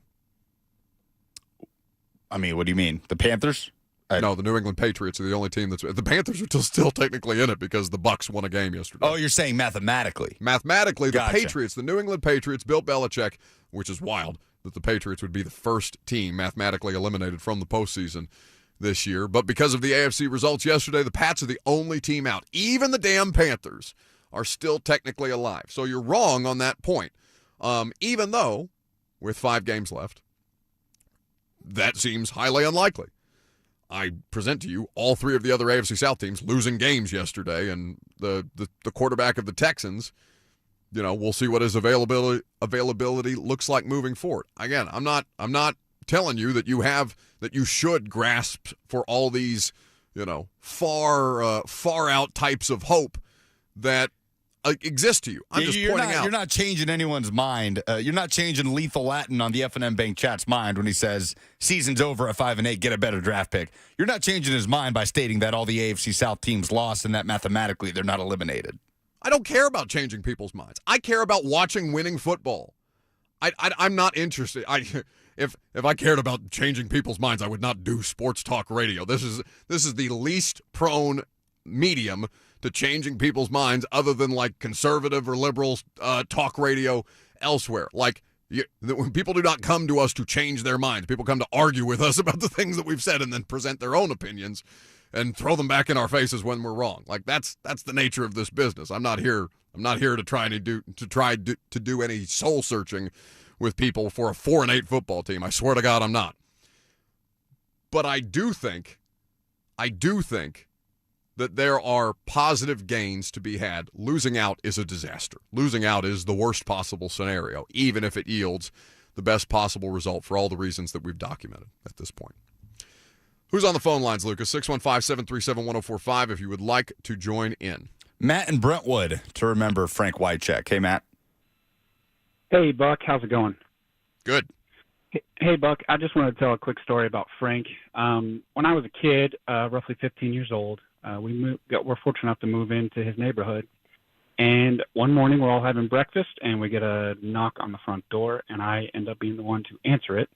And a large, handsome man is standing there and he says, "Hey, my name's Frank. I'm your new neighbor." "Oh, great to meet you, Frank." He goes, "I just wanted to come introduce myself, give you a couple tickets to the next Titans game." I said, "Oh, thank you." He goes, and he and my father get to talking and Frank says, "Well, yeah, I play for the Titans. I'm a tight end." And we're like, "Wow, that's amazing."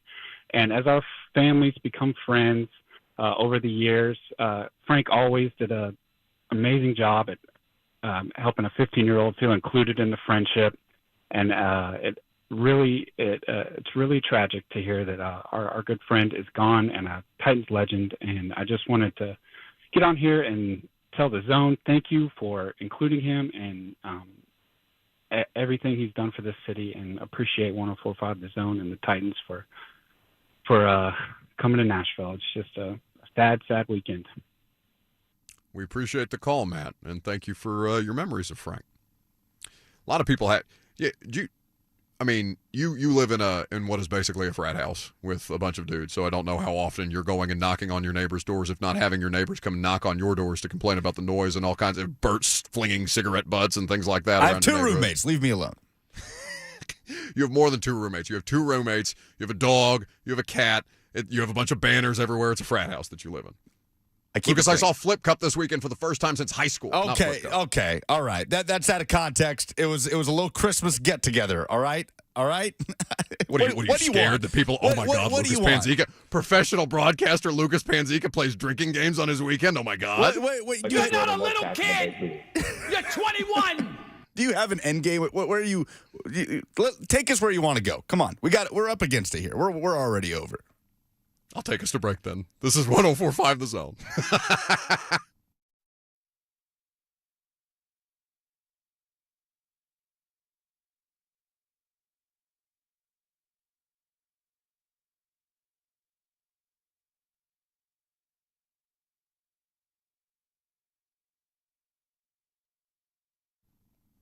The Gambling Clinic is a great resource if you or someone you love struggles with gambling problems related to gambling, or gambling addiction. Most people gamble for fun without any problems whatsoever, but about 5% of people report spending too much money on gambling, getting into arguments at home over it, or other problems that can arise. The Gambling Clinic is a great resource if this fits you. It begins with working with someone to build a clear, accurate history of your gambling and the harms related to it. The treatment is personalized to help each individual gain competent control over the urges to gamble and build skills to gain capacity. They're not there to discourage you from gambling outright. They're there to help you get the best possible healthy results out of your gambling habits, or to curb the places where it can become unhealthy and detrimental to you. TheGamblingClinic.com is where you go for more information about this great project. This project is funded by the Tennessee Department of Mental Health and Substance Abuse Services.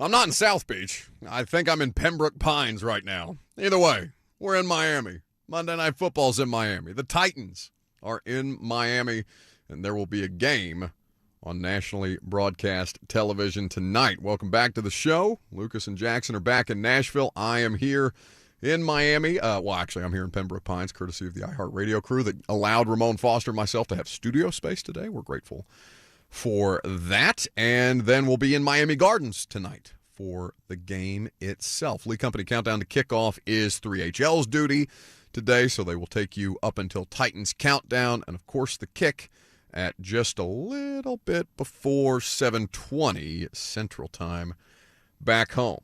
How can they set themselves up for success tonight? Well, we talked about the turnover differential earlier in the show, where the Titans are -4 in terms of the turnover differential. They only have 10 takeaways on the season.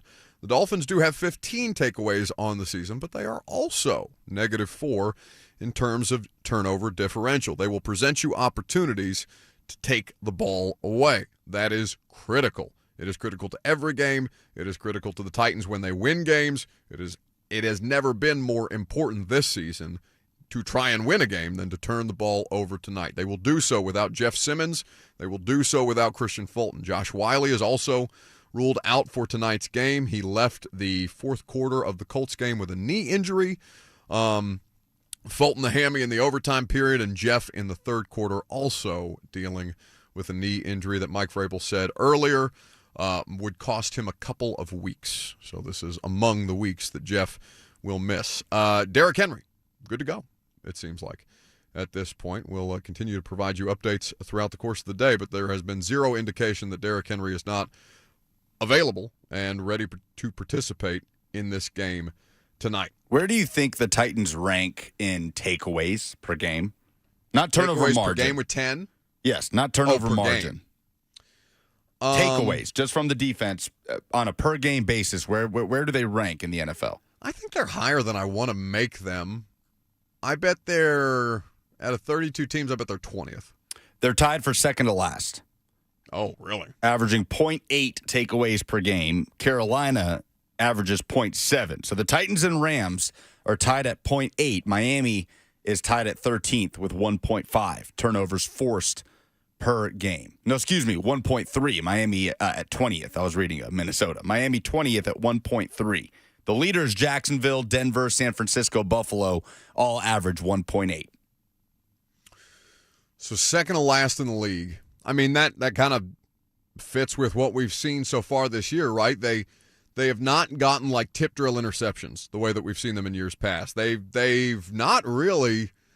Jeff is typically good for 4 or 5 deflected passes a season.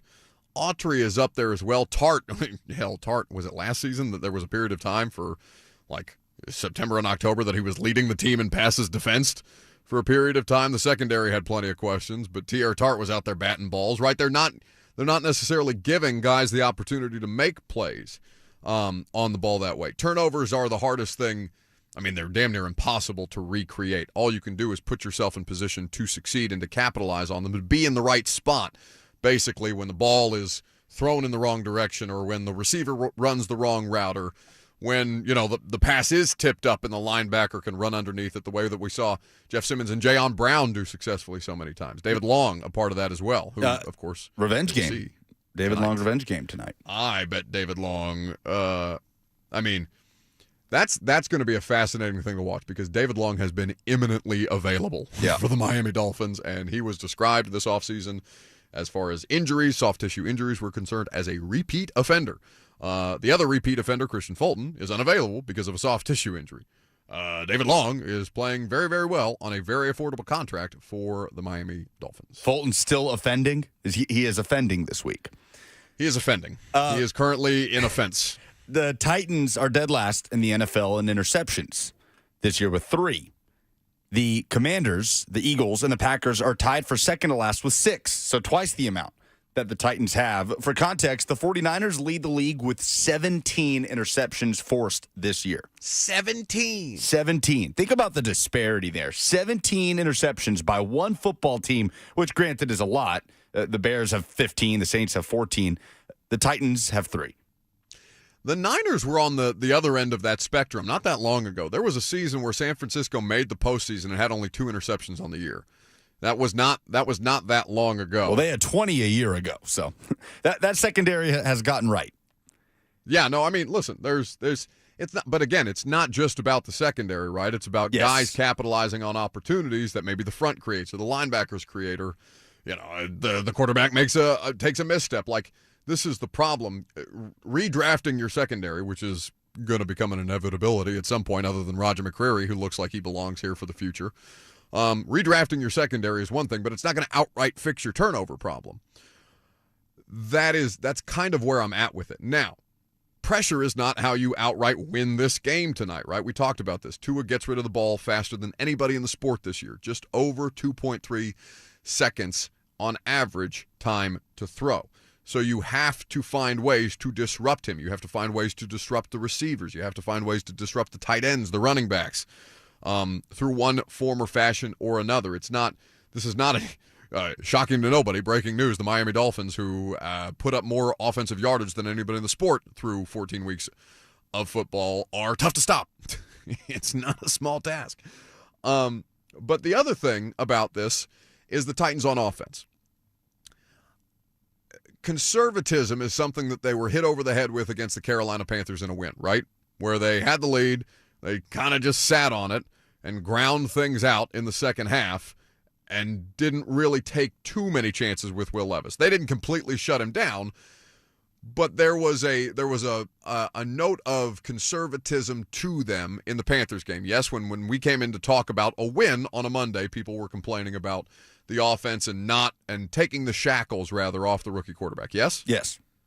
That was also a complaint, and I think a more valid complaint, against the Indianapolis Colts, particularly in that stretch of 4 consecutive 3-and-outs from the final possession of the second quarter to 11 minutes and 34 seconds remaining in the fourth quarter when they finally got a first down.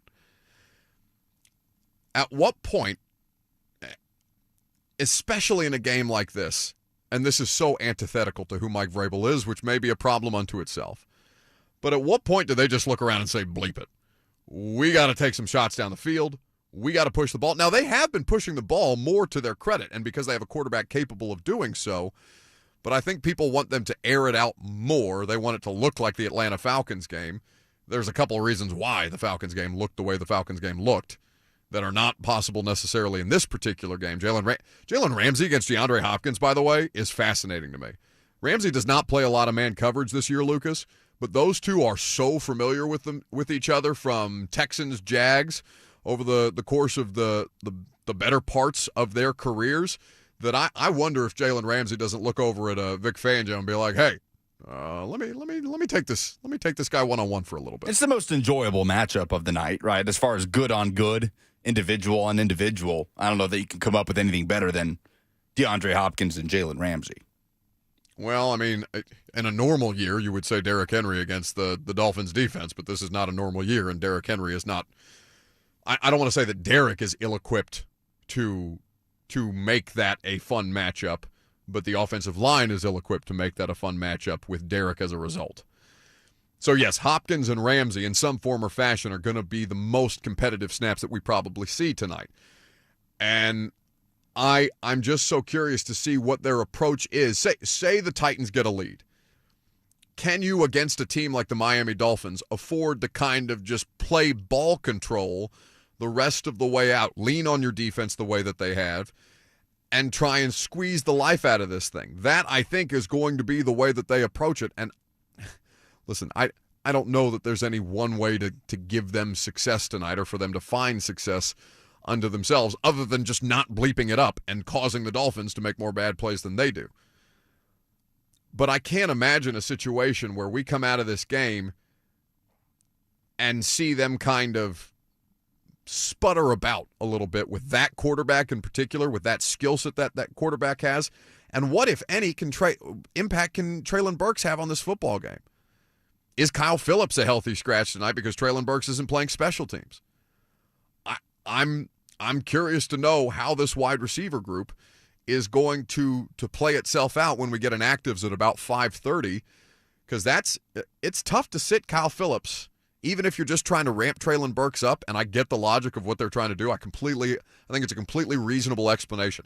And also Kyle Phillips has led them in receiving twice this year, which is not a small thing for this football team. I don't know how they go about it. I'm fascinated to see what decisions Mike Vrabel makes. And I'm curious to see how much the narratives change should this thing go, real sideways for them in front of a nationally televised audience. But speaking of Will Levis, Mike Vrabel was asked about a particular stat that was pointed out by Jordan Dejani, and I'm pronouncing that correct, Dejani, Lucas? Yeah. Jordan Dejani of CBS Sports, who had a great note about the use of motion in the Titans offense, and in particular, the success that Will Levis has with motion in the offense versus not.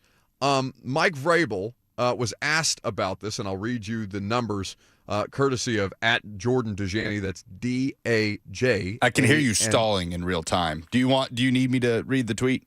No. I have it in front of me. I just wanted to make sure people had the guy's Twitter account. All right. Hear me stalling in real time. Why don't you clear the phlegm from your throat? Just read the numbers. He leads the NFL, he being Will Levis, he leads the NFL in completion percentage with motion. 75% is the rate of passes that he is completing when there is motion on the play. And Levis ranks last in completion percentage without motion as a means of use in the offense, 52%.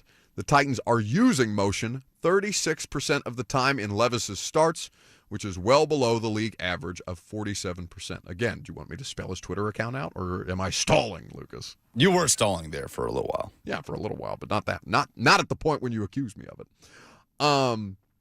So Mike Vrabel was asked about the use of motion in the offense, given the numbers on Will Levis, asked if they would like to use motion more in the offense, and this is what Mike Vrabel had to say. We want to just try to score as many points as we can and move the football and try to do things that help us. And again, I look into those numbers, find out. Again, they take out certain situations that I think Paul had asked about a question before, and I went back about first and second down, and again, a lot of that was there was some in 2 minutes, and they looked. And what I have appreciated about Will, when you talk about completion percentage, is he has gotten rid of the football and not taken a negative play when we haven't been able to protect. And there's been some drops in there. There's been some, inaccurate throws, and there's been some throws. So again, if we motion, if we don't motion, if we throw on first down, if we throw on second down, we have to remain consistent in our message and our teaching, finding a way to be firm in the middle of the pocket and run these edge rushers by that are there every week, just like they'll be this week, and it'll be critical for us to do that. I know you always want coverage married with the pass rush, but how important is that in particular this week when Tua's getting rid of the ball as quickly as he is? Yeah, it's you have to get there pretty quick. He does a great job of kind of knowing where he wants to go with football, and then if it's not there, does a really nice job of getting it to the check down and getting it outside. Being able to pull the ball back and not. He's anticipating those throws being open as opposed to reacting to them, and then if they aren't there, that's the check down comes quicker, and then when you run 22 and however much miles an hour, you get open a little quicker, you can throw it a little quicker. That first part, immediately somebody, D. Good in the FNM Bank chat, accuses Mike Vrabel of a cop-out answer on the use of motion in the offense and the way that it benefits Will Levis. I'm always curious to see the way that coaches react to some of the numbers that we present them with in these situations where, say there's a statistic about Will Levis's use of motion, or the Titans' use of motion in the offense and the way that it benefits Will Levis, and how the football coaches kind of pick that apart. Now, maybe Mike Vrabel's not going to say, yeah, we're going to run more motion this week because it benefits our quarterback that much more. Miami, you should be ready for that. Look out for our motion offense, right? Not going to respond that way. I don't necessarily think it's a cop-out answer, though, for him to provide situational context to the numbers that are out there, even if fans kind of, rebuke that in the name of Jesus. Yeah, I rebuke that in the name of Jesus. So that's Mike Vrabel speaking on Friday, which was not the Titans' last day of practice. They had a practice on Saturday, but that was not open to the media. Last call for phone calls. I've got a funny story that I would like to ask Lucas, Jackson, and the audience about. Coming up next, having to do with robocalls and text. We'll do that before we wrap up the show and turn things over to Blaine and Mickey on this game day, live from Miami. It's 104.5 The Zone.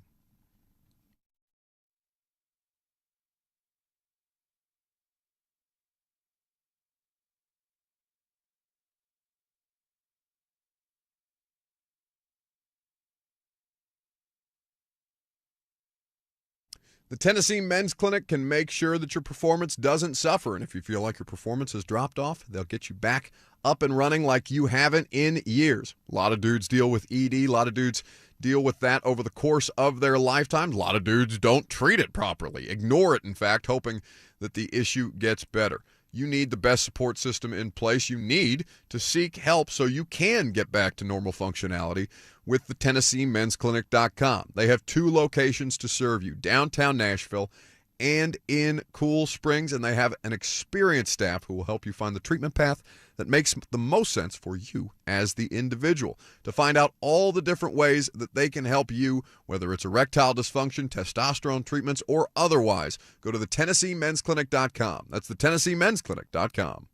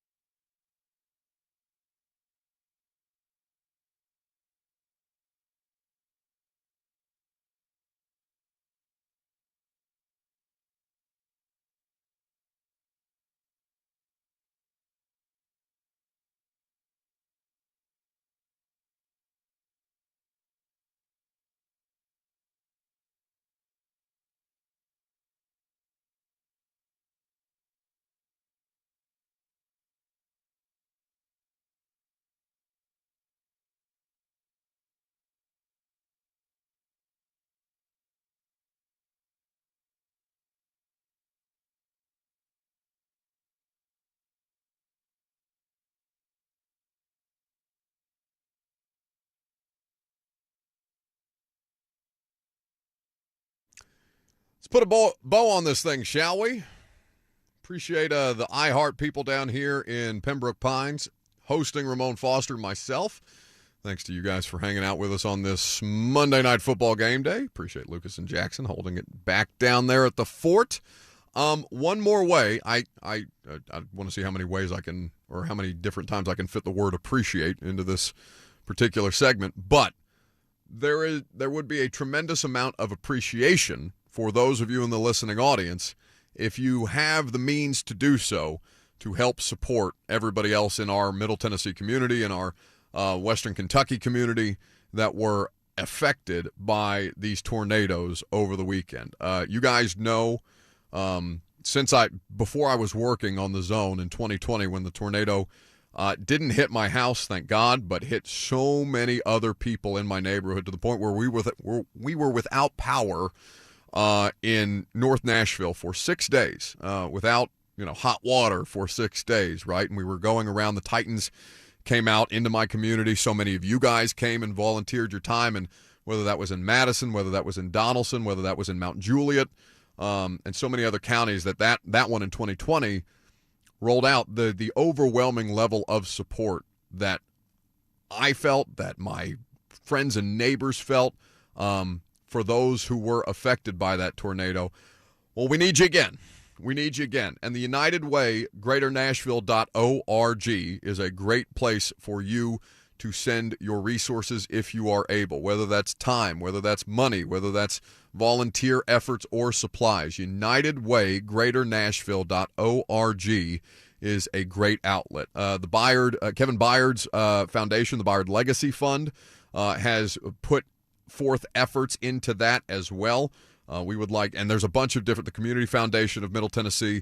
There are so many other outlets who are trying to provide outreach and assistance. But United Way, GreaterNashville.org is a great resource for you if you want to find out how you can help. And certainly thinking of everybody who is affected, including the 24 people who lost their lives and their family members who, just before the holidays. It's all just hideous, insidious, and natural disasters like that. It's just nothing can be done, and it just feels like it happens more and more all over the place. Anyway, don't want to get caught up. We've had a good show. Don't want to bog it down with that kind of stuff. But we would be grateful if you were able to donate in some form or fashion, your time, your resources, or otherwise. Last call for phone calls. 615-737-1045 is the number. If you got them, Lucas, we do have them. Yeah, Philip in Watertown is next. Hey, Philip. Hey, guys. How's it going? Great. My question would just be, what do you think the odds are that the Titans maybe give Frank Reich a call to try to become like an offensive coordinator type of position? I know they have Tim Kelly. It's his first year, but maybe have him as like an assistant to Tim Kelly to help him, kind of like how Jim Schwartz and Shane Bowen were last year. Just a thought. I don't know what you guys think about that. I haven't heard anything to that effect right now, but it's not, outside the realm of possibility. It's more a question of what Frank Reich wants to do, right? Frank Reich will have his pick of whether it's quarterback coaching jobs, whether it's offensive coordinator jobs, although I will say the play calling situation for Frank Reich did not go well this year, and they were undermined by a bad offensive line, so I don't want to take that away from him. And it's not like firing Frank Reich made the Panthers offense any better. No. It's a larger problem. I mean, to read Diana Rossini's reporting on it, it is disastrous in there. Just a generally terrible football team. Yes. So, I guess that depends on what Frank Reich wants to do and whether an offensive coordinator with a promising young quarterback would be appealing. I don't know why it wouldn't be, but there are going to be other jobs that may have a better outlook than this one. Should we do polls? Oh, Nelly, this is Keith Jackson talking about college football. It's time to stop the count. The polls have closed, and the granddaddy of them all has been tallied with your poll update. Oh, Nelly, talking about Buck Rising show producer and daily correspondent, Lucas Panzica.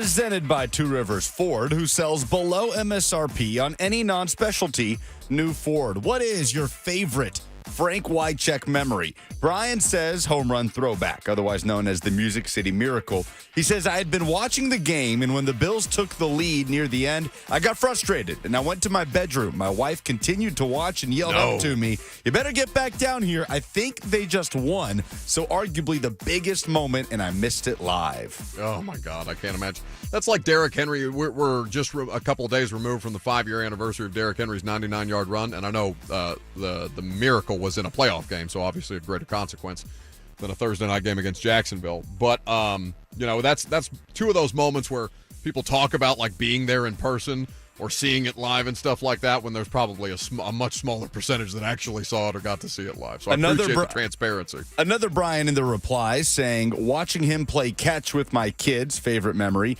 Karen says the bickering between Frank and Mark Howard on the morning show back in the day. Will says, on the field, Music City Miracle. Off the field, it was he and Mark Howard going back and forth on the wake-up zone for so many years. A true Nashville sports icon. He will be truly missed. G-Machine says, I'll miss him even more for his radio time than as a player. Listening to him and Mark go at it and Kevin having to guide the ship is what got me through mornings for years. Tony says, Jeff Fisher telling a story about walking onto the field after Frank got injured and hearing him snoring while laying on the field. Rhett Bryan brought it up earlier and said that Wycheck's career in radio and broadcasting was longer in his career as a Titan. So understand how he can have that impact on a lot of your lives. That's probably one of my bigger regrets, is having never heard the Wake Up Zone with those three. And Slappy says, showing up to Adelphia Coliseum after a big road win in the playoffs in 99/2000 with Frank pumping up the freezing and huddled crowd of crazy fans. I was there, and it was electric. That's awesome. What's the better game tonight for the neutral fan? 58% say it's Titans versus Dolphins. 42% go Giants-Packers. I don't know if I was neutral. I think I would rather watch Miami out of any of those four teams. So I would probably say Dolphins, Titans. But I don't know if I... Yeah, I think the most fun team out of those four is the Dolphins. What's the Titans' biggest advantage against the Dolphins? Not a lot of terribly encouraged Titans fans in here. John says higher draft pick. Brent says cooler looking helmet. Bryant says there isn't one. Mike Cooler looking helmet? The Titans have a cooler looking helmet than the Dolphins? No. I don't know. I'm not a uniform guy. Mike says T-Rack versus whatever the hell this is, with a picture of the Dolphins mascot. Who is the best 10-win team in the NFL right now? 77% say it's the Niners. 16% go with the Cowboys. 5% Ravens. Only 2% the Philadelphia Eagles, who were handled last night in Jerry World on Sunday Night Football. Absolutely were handled last night. Those are the polls. Excellent. That's the show. I'll be back on your radios not until about 15 minutes before kickoff with Jim Wyatt and Rhett Bryan in the booth. Have a great afternoon. Enjoy Blaine and Mickey in 3HL. I know they'll do Frank Wycheck justice over the course of the rest of the afternoon, and enjoy the game tonight. I'll be back in Nashville tomorrow morning in time to do the radio show, and we'll talk about whatever the hell happens then. See you guys.